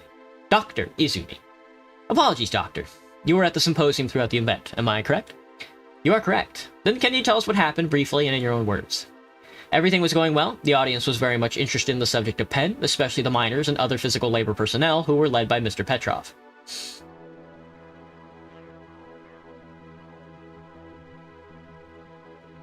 Sounds like an unexpected audience. Do go on, please. The protesters slowly became more and more agitated as they couldn't suppress the speakers or distract the audience. Shortly after, they resolved to verbal aggression and threats, which led to physical altercation. But before things got out of control between the protesters and the UEF security, those thugs in black appeared out of nowhere and started attacking both sides violently, which of course created a complete chaos. Bengal turns to you with inquisitive eyes. He seems slightly disappointed with your silence, but quickly regains his composure and continues on. Sounds like you've been through a dreadful ordeal indeed. Please accept my sincere sympathies on behalf of the city and its concerning lack of security measures. Bengal takes notes for a short moment, and then he turns his inquisitive eyes to Mira Chen with fresh enthusiasm. Right, let's move on. Miss Chen, as the leader of the Lim, what do you have to say for yourself, your followers, in regards to the events of the symposium? First of all, I'd like to express that this event was made known to us at the very last minute, and if we informed about its planning earlier, we would have refused it in the first place. A brave statement, though I admire the conviction. I can respect that. It is no secret that we do not condone the use of AI, and it is well known that the majority of the city shares our concerns regarding this matter. Voicing our opinions through protest should in no way legitimize unwarranted violence. Not from the UEF, and especially not from faceless and nameless thugs. Bengal nods and takes a note. We are the ones who are hurt, maimed, beaten to the brink of death in our own city, if anything. Those masked thugs should be up here, answering for their crimes, not my organization. Bengal doesn't respond, he just walks away to his table to get some notes, as Mira watches him in frustrated anger. Next, Bengal walks over to Solomon. You can sense that his tone has a sense of respect this time around. Colonel Solomon, can you tell us from your personal and professional perspective how the decision that brought us here was made today? Yes, sir. We were actively investigating the terrorist attacks for a considerable time now, and have kept Mr. Mayor in the loop throughout the series of events that led to this day. We have also collaborated in a joint effort to decide how to proceed forward, including the decision on whether to send the existing security forces to the ports or the symposium. Yet the final decision was made by Mr. De Silva, am I right? Solomon's steel-glazed gaze doesn't waver. If he's irritated by the way Bengal leads his words, he conceals it well. Yes. And as the chief officer, can you share with us the details of your activities that aim to prevent another terrorist attack? We were actively monitoring our sources for possible future terrorist activities. This included confidential informants, interagency cooperation efforts, data research, and evidence analysis. Did you collaborate with Mr. Mayor on all these fronts? We were transparent with Mr. Mayor, and we asked for his input and assistance, yes. And did he support your efforts? Definitely, sir. Thanks to his support, we were able to follow up on both the leads we had, which allowed us to be prepared against the exact number of terrorists we would face in the ports, as well as the firepower and explosive devices they had. I'm certain that if we did not have the information, the lives of both civilians and security personnel would be at high risk. And what's the professional opinion on the incident that took place? I think what those thugs did is unacceptable. My heart goes out to everyone who got injured. I also will pledge myself and my forces to make sure they are brought to justice, but the fact that we are apprehended the terrorists proves that Mr. Mayor's decision, however hard it may be, was the right one in the light of the information we had. So you're saying, even though your intel wasn't 100% reliable, because it happened to be correct, that was the right decision, and the casualties of the symposium are, while of course saddening, collateral damage. What if the intel was bogus, Colonel? That's not what I said, sir, and I never said that the intel was not reliable. Then correct me now, Colonel. Say that the intel was 100% reliable. Solomon is silent. I thought so. Bengal starts walking around in a circle, seemingly lost in thought, while the crowd in the hall hums at a constant low buzz. Well, finally, the man of the hour. The one that's been at the center of this whole thing. He stops in front of you, his gaze still in the distance, seemingly lost in thought. Finally, our stoic mayor. He turns to you with a casual stare. You've been awfully quiet throughout the whole conversation. I expect you to have at least some insight on what happened. After all, you are responsible for what happened. The hall goes dead silent with his words. Bengal's eyes turn a shade of hostile that you haven't seen during any of the interactions with the others. No? Then please, do enlighten us. Who is to blame?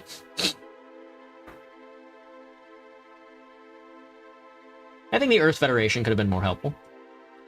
Finally, he breaks the silence. But let's not get ahead of ourselves, because I'd like to hear your take on what happened, and specifically, whether you yourself believe that you handled the situation correctly. I mean, to do with the clash. If you knew what I knew, you'd realize that things would have been much worse without me. I could have done better. For that, I apologize. It was an impossible situation. I believe I did my best. Doing your best? That's hardly the campaign promise of a mayor, isn't it? I'll just do my best to help the city?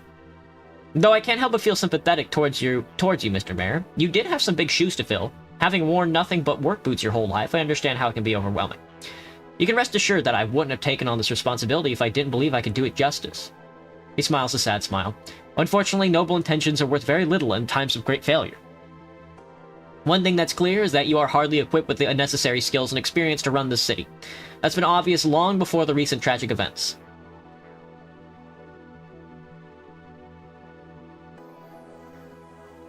The intention of helping your investigation, not put a face blatantly baseless execution. Put your manners back in.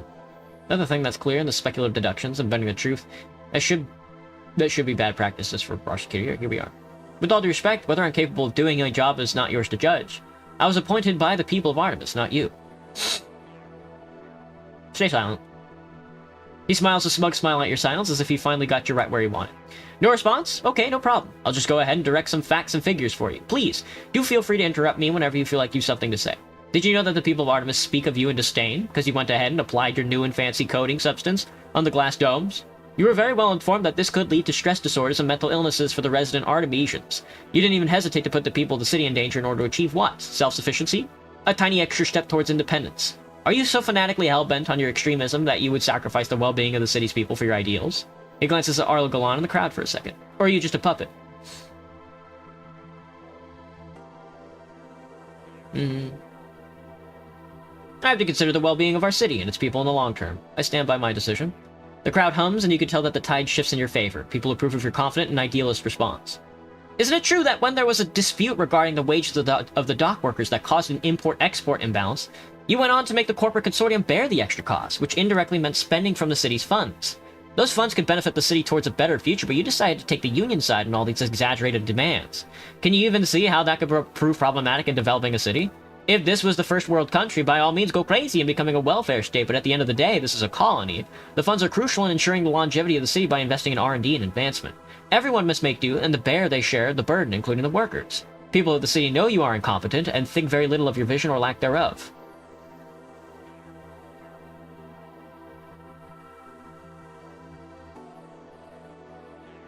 The workers are the backbone of the city. We owe them comfort so that they can keep on working to make sure we live comfortably as well. The humming of the crowd becomes more confident at your words. You see approving glances and agreeing nods, as well as gazes filled with detest towards Bengal. Bengal is locked in on you now with what seems to be an unbreakable focus. He's past the point of caring about the crowd and their opinions. He wants blood. You frivolously spent the city's funds to chase multiple dubious leads, only to go ahead and fail anyway.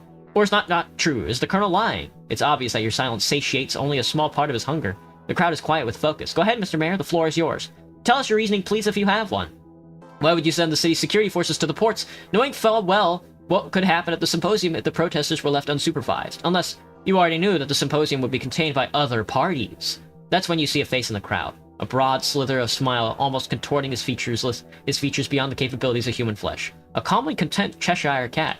Vito. He winks at you without breaking a smile. Mr. Mayor, are you with us?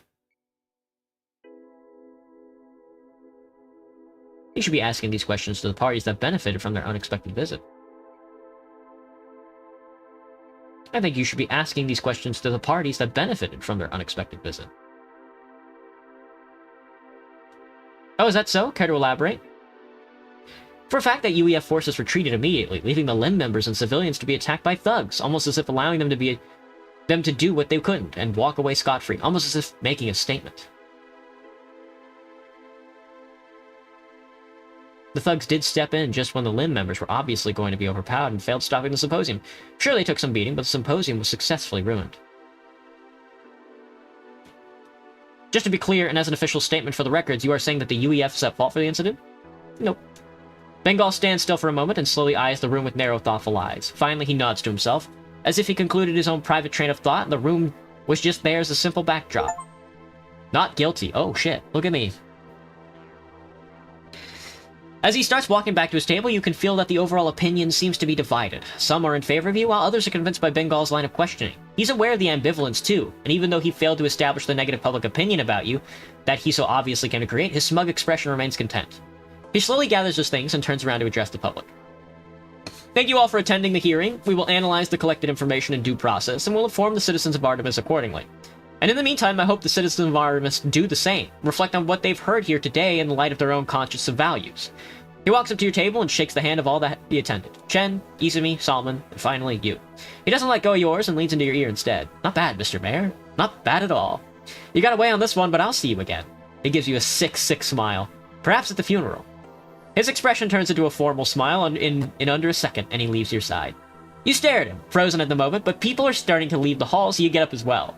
Ooh, what a bastard, man. You slowly make your way to the exit, the crowd's gaze and constant humming directed at you all the while. Along with Ralphie's stare filled with disappointment and calculating suspicion, as well as Petrov's thoughtful gaze. Whoa, that was it? Ah, the Lunar Workers Union likes me. Oh my god, that was that full turn? 85% of players remained silent about veto. You and 50% of players chose to imply or blame the UEF's involvement. You and 85% of players won the hearing. I can't imagine losing the hearing. That would be kind of silly-coded. Official request for Helium-3 acquisition. Artemis has an ongoing arrangement with periodic helium-3 exports with the UEF Federation in exchange for UEC. You will need coins to acquire components and equipment from Earth, which will allow you to approve projects. Yeah. I can sell 8. I will keep 20. There we go. My fucking helium economy is bolstered, brother. Look at me. Alright, what's the spiel? Early signs of escalation and protests. Our projections of the recent civil unrest, as well as the sources within different factions, indicate in unison that the protests are trending towards a steep increase. The independence movement seems to have found courage in your stance against the UEF at the hearing. They're riding the wave of the recent protests and turning the narrative into a full public rally for full independence. Unfortunately, the already agitated people of the city will most likely be very much inclined to sway in this direction. Oh yeah. This will certainly have repercussions from the UEF front, and we want to inform you on the situation before it grows out of control. But more importantly, we fear that these protests may turn into a full-blown riot if certain precautionary measures are not taken in due time. We will keep you updated. Oh, Heinrich Jurgen's dead. Found dead. Preliminary assessments classify the incident as an accident. The remains were discovered already dispersed across a wide area. Damn, running a conventional burial procedure. He's fucking dead, dude. They killed his ass. Dude, they torched him, man. They torched his ass. What the hell? What happened?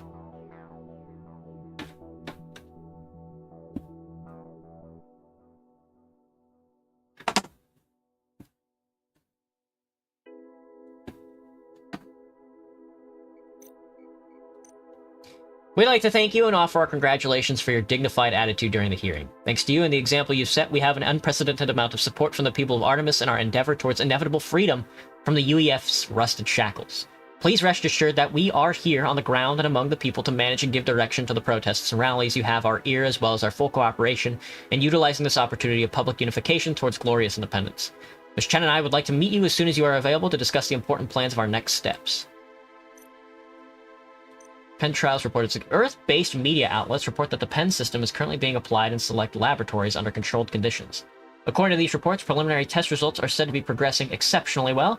No official confirmation has been issued to Artemis authorities regarding the scope and timeline of these applications. Oh, projected benefits? I can go for some projected benefits right now. Preliminary briefings regarding the nanotech data center outline several projected advantages for Artemis. Among the highlighted benefits are faster communication networks, reduced infrastructure expenses through renewed systems, and overall improvements in operational efficiency across multiple city sectors. Further technical documentation is expected to detail the scope of these upgrades in the oncoming weeks. Jess receives a call, and it's for me! I'd like to thank you for your offer and congratulate for your dignified attitude. Thanks to you, an example was set. We have an unprecedented amount of support from the people of Artemis. Did I read this already? We are here on the ground among the people to manage and give direction to the protests and rallies. You have our ear, as well as our full cooperation in utilizing this opportunity of public unification. Oh.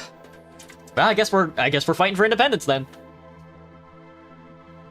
I did everything I could to get the economy sustainable. Self-sustainable. But we have the helium production, clearly. It's the credits production. As you're going through the most recent reports and news, your door slowly opens. It's Jess. No knocks. Feels out of place. Boss. No knocking? Just got a call from the hospital. Why would the hospital call your office? Is it that nurse, perhaps? The one who gave you the USB? Or maybe it's Sam, you think. Yes, she must be leaving. Boss, it's your friend Sam.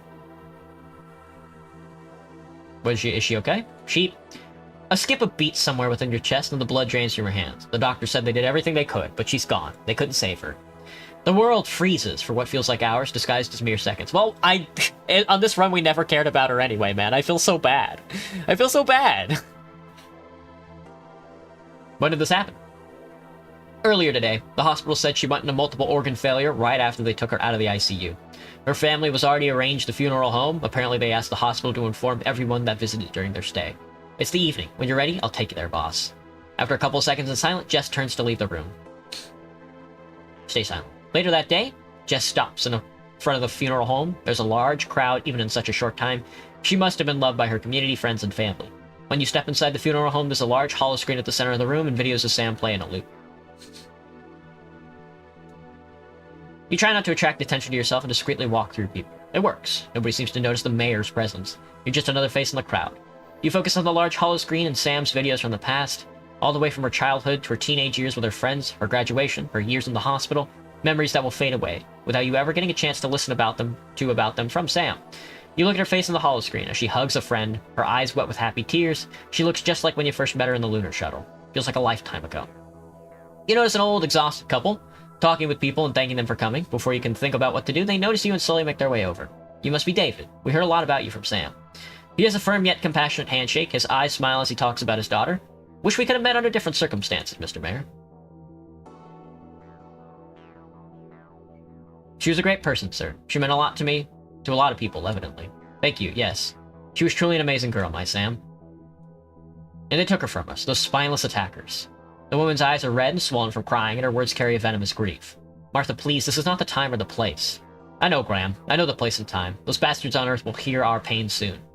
She turns to you with fire in her eyes. How many mothers lost their daughters, Mr. Mayor? How many sons, their fathers? Only because those who promised this barren land to us, those who sent us here, are not willing to protect us. Martha. How many more are supposed to die? My Sam was just trying to help people, and those scum murdered her in cold blood because we didn't have the means to protect ourselves, the means to give people a good, safe life. But they will hear us soon. I know your heart is in the right place. I've watched the hearing. Her voice starts to tremble, but her eyes don't waver from their hold over yours. I just hope you let the people on the streets make their voices heard so that countless mothers and fathers who lost their children, be it to terrorism, hunger, excruciating working conditions, or the damned mind reapers, can finally show the Earth that we will not endure this any longer. She looks at you with eyes filled with tears, yet there is bravery and fierceness.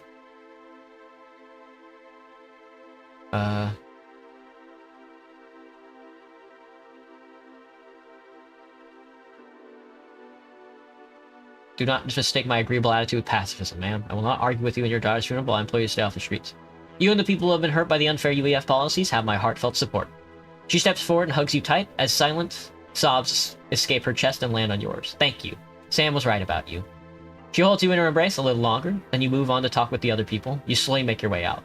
When you step outside, you notice that there's a man walking toward you. He's wearing a hoodie, but Jess notices it faster, and in a second, she's behind him with fast and silent steps. Less than a second later, and she has the man pinned on the hood of the vehicle. When you approach closer, you realize it's Mark, Sam's cousin. Jess realizes you know him and lets go. Good job making sure you're well protected. How can I help you? Help? You got some nerve, man, I'll give you that. How did you help Sam, huh? He takes a step towards you and Jess shadows his movement. I went through Sam's agenda and guess what I found? She met you just 2 days before the incident. You knew what was going to happen, didn't you? You must have known, and you didn't warn her. It's your fault my cousin's dead, man, and I'll get you for that.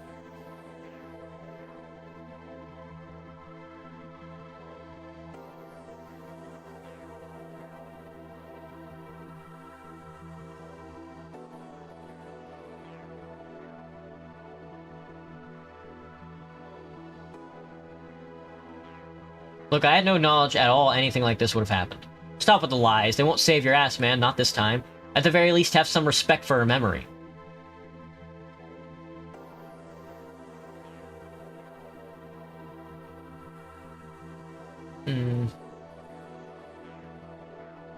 I loved her.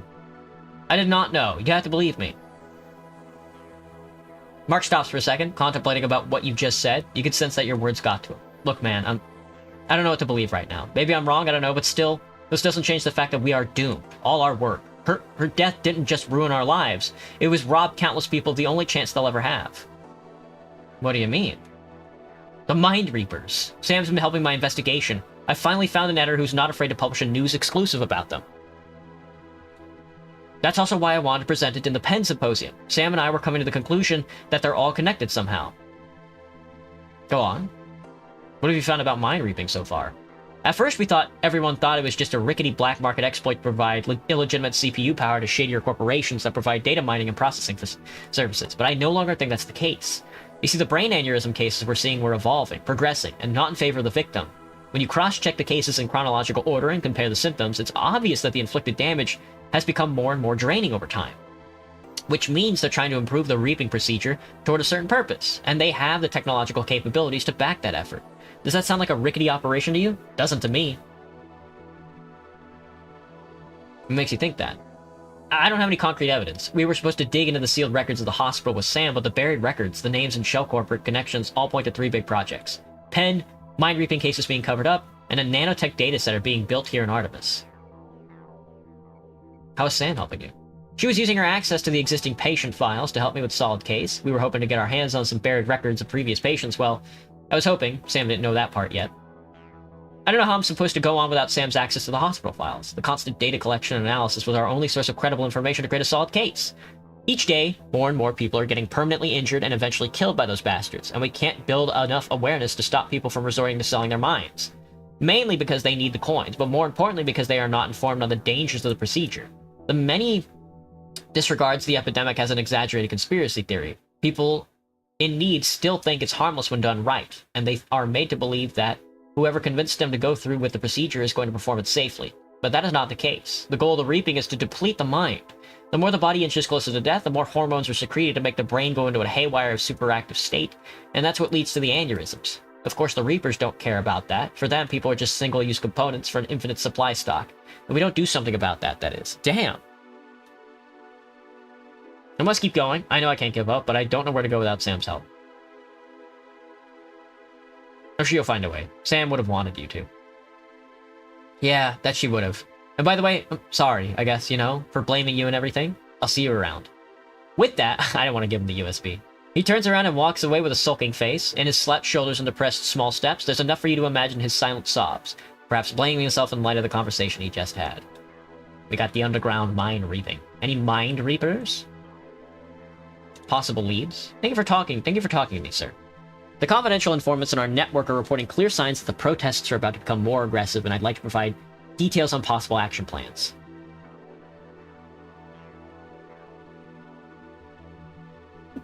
I'm listening. Sir, it's my professional opinion that in such circumstances, the critical thing is to take action. Be it gathering actionable intel or nipping the bud and proceeding with a series of wide-scale arrests to make sure that we cover all potential attempts.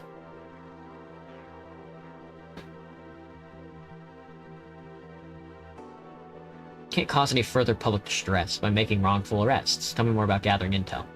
We can pinpoint the location of the provocateurs by the encrypted comms intel data, sir, even though we cannot exactly profile them. The CI has refused to go as further to name any specific names, even if they do have suspicions.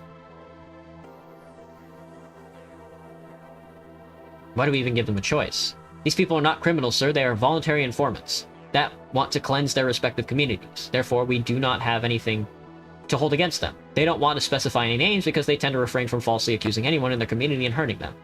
If these sound suitable, I will make the preliminary arrangements for both cases and create a projection of required operational funds, sir. I can have that on your desk in a short time so that you can make a decision on how you'd like to proceed. Okay, thanks, Colonel. Of course, sir. In either case, I will personally carry out the operation and make sure that we are ready to conduct status as soon as possible. Okay. Okay. Okay. Whatever you say. Okay. Okay.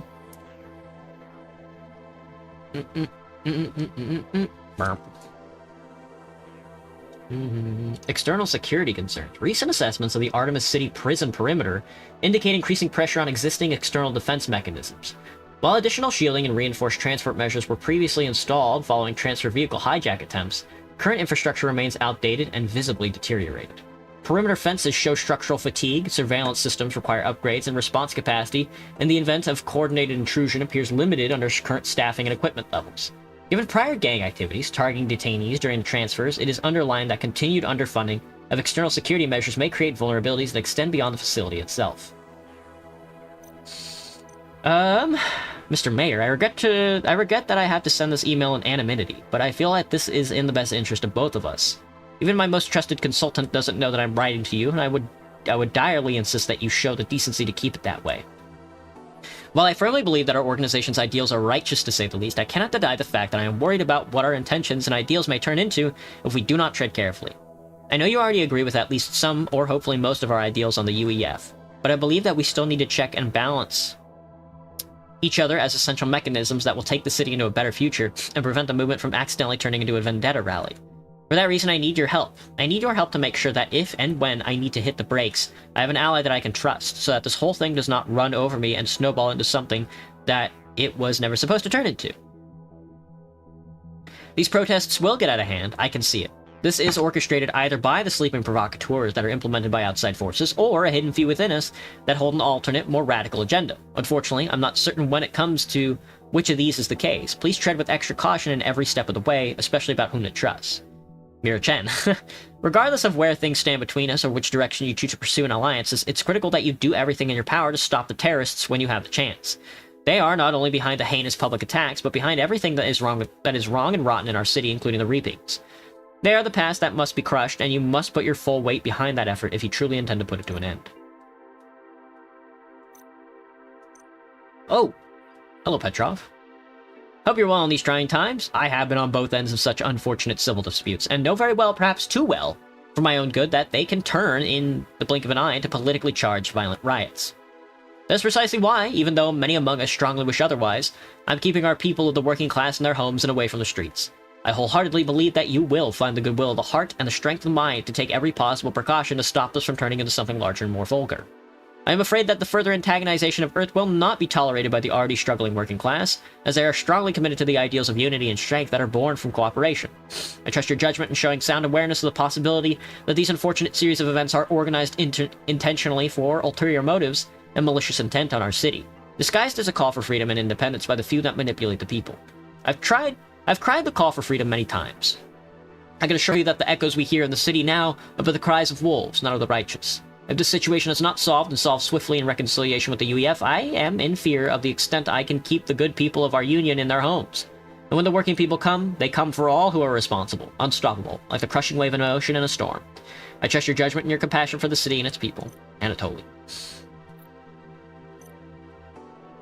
Prison External Security Reinforcement Funding. Director Katsaros of Artemis Prison Facility submits an official request for additional funding to reinforce the external security infrastructure of Artemis. According to the director, the prison has already experienced attempted hijackings of transfer vehicles and repeated pressure from the organized gangs seeking access to detainees. Advanced shielding upgrades and perimeter surveillance have been partially implemented, but the current budget no longer allows further reinforcements. Katsaros reports that without stronger perimeter defenses, the facility risks armed trespassing, inmate extraction, and escalation of organized criminal activity within the lower living quarter. Sure. Probably a bad decision, but I'll take it.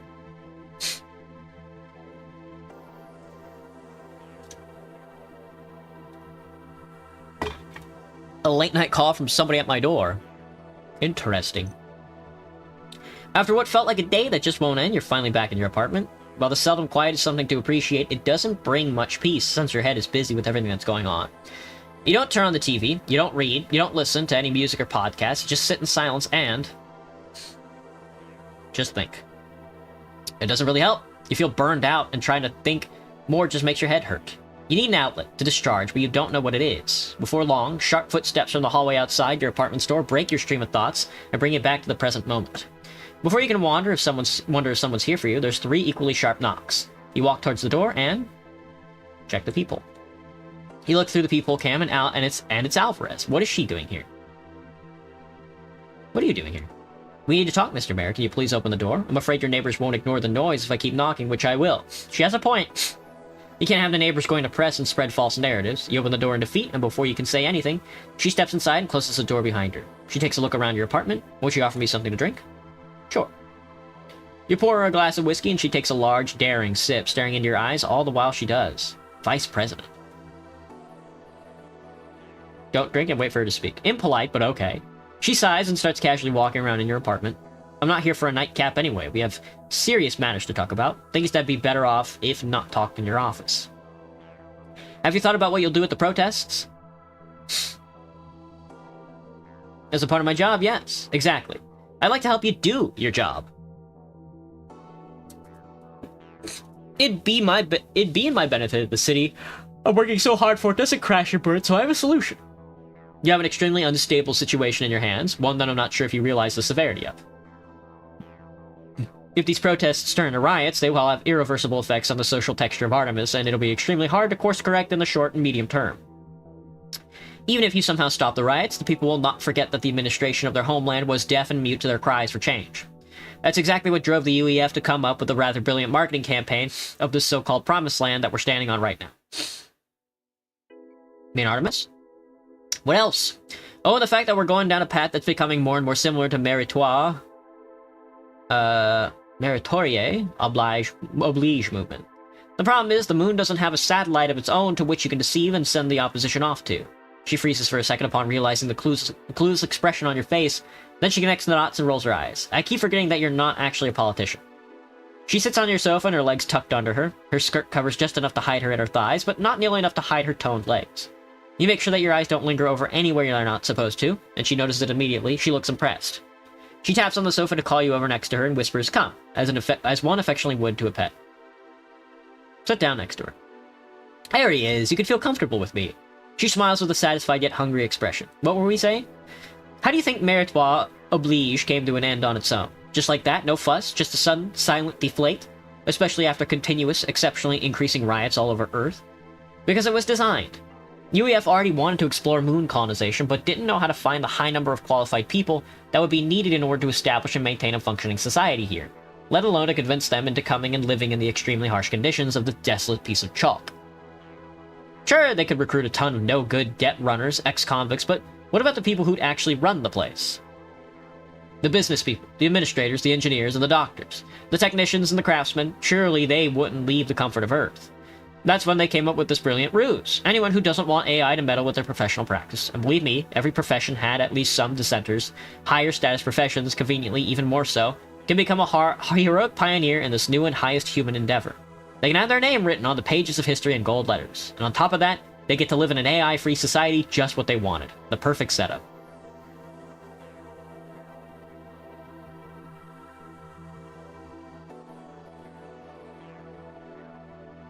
Either that or the other way around. Does it really matter?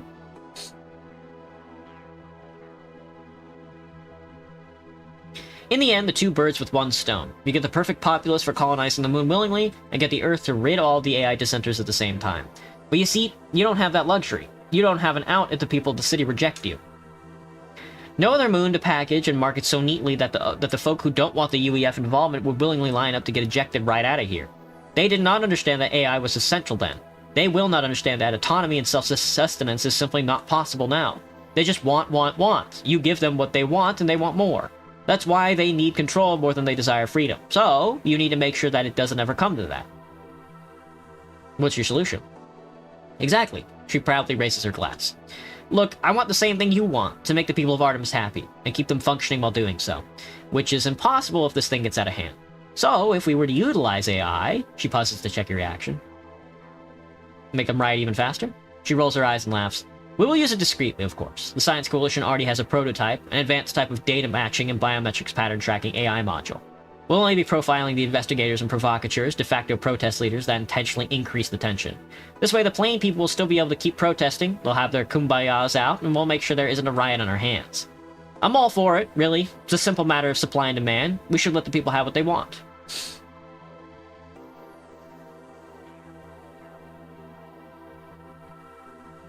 If they can collect the data, why don't they use it in traditional means to apprehend such suspects? I believe in letting the experts do their work and not micromanaging, so if you want more details, I'll send Sophie tomorrow. She can answer all your technical questions, but trust me, I wouldn't be here telling you about it if it wasn't bulletproof. I'm good at what I do. She takes another large sip from her drink, downing the whole glass in a single smooth swallow.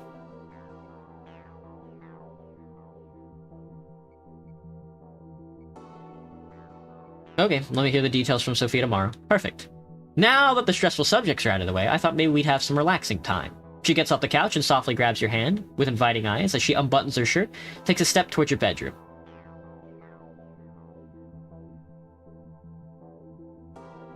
I don't think that's a good idea. You should probably leave now. I'm fucking gay, dude. She lets go of your hand with a surprised yet slightly impressed smile, slowly starts buttoning her shirt back up. She doesn't seem offended by the rejection at all. Okay, no pressure. Just thought I'd be a friend and keep you company with everything that's been happening. The incident, the trial, your friend's unfortunate demise. Her gaze is full of compassion and care. You can't help but feel the burden on your shoulders more heavily. Sometimes it takes another person to recognize the weight we carry for us to realize just how tired we are. Walk her out and go to bed alone. So lame. We'll make a little no sex for us. Good morning. Another person now. Is this Sophia? You wake up alone and go to the memories of the last night. You feel proud of the restraint you've shown in order to avoid a big mistake.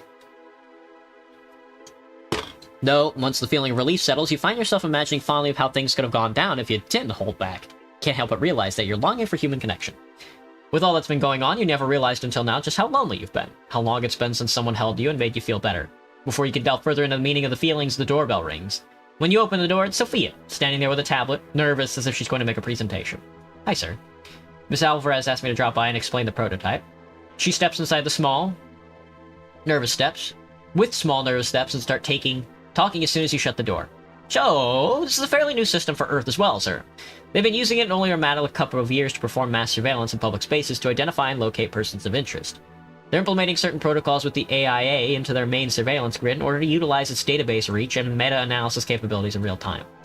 The module works at extreme speeds to cross-process a combination of encrypted scrap data from the dark web, existing medical and genome records of a given location's populace, and the area's real-time audio feed to pick up crowds' genome references, and constructing potential probabilities of laryngeal structure in order to detect vocal micro-matches within the crowd chatter and identify the suspects of given crime. What the fuck? I see. I know, it's not an easy decision, sir. But it is one that you need to make right now if we want to have enough time for implementation before the protests start running the risk of imminent escalation. I see. So what's your decision? We should turn back on AI completely, especially,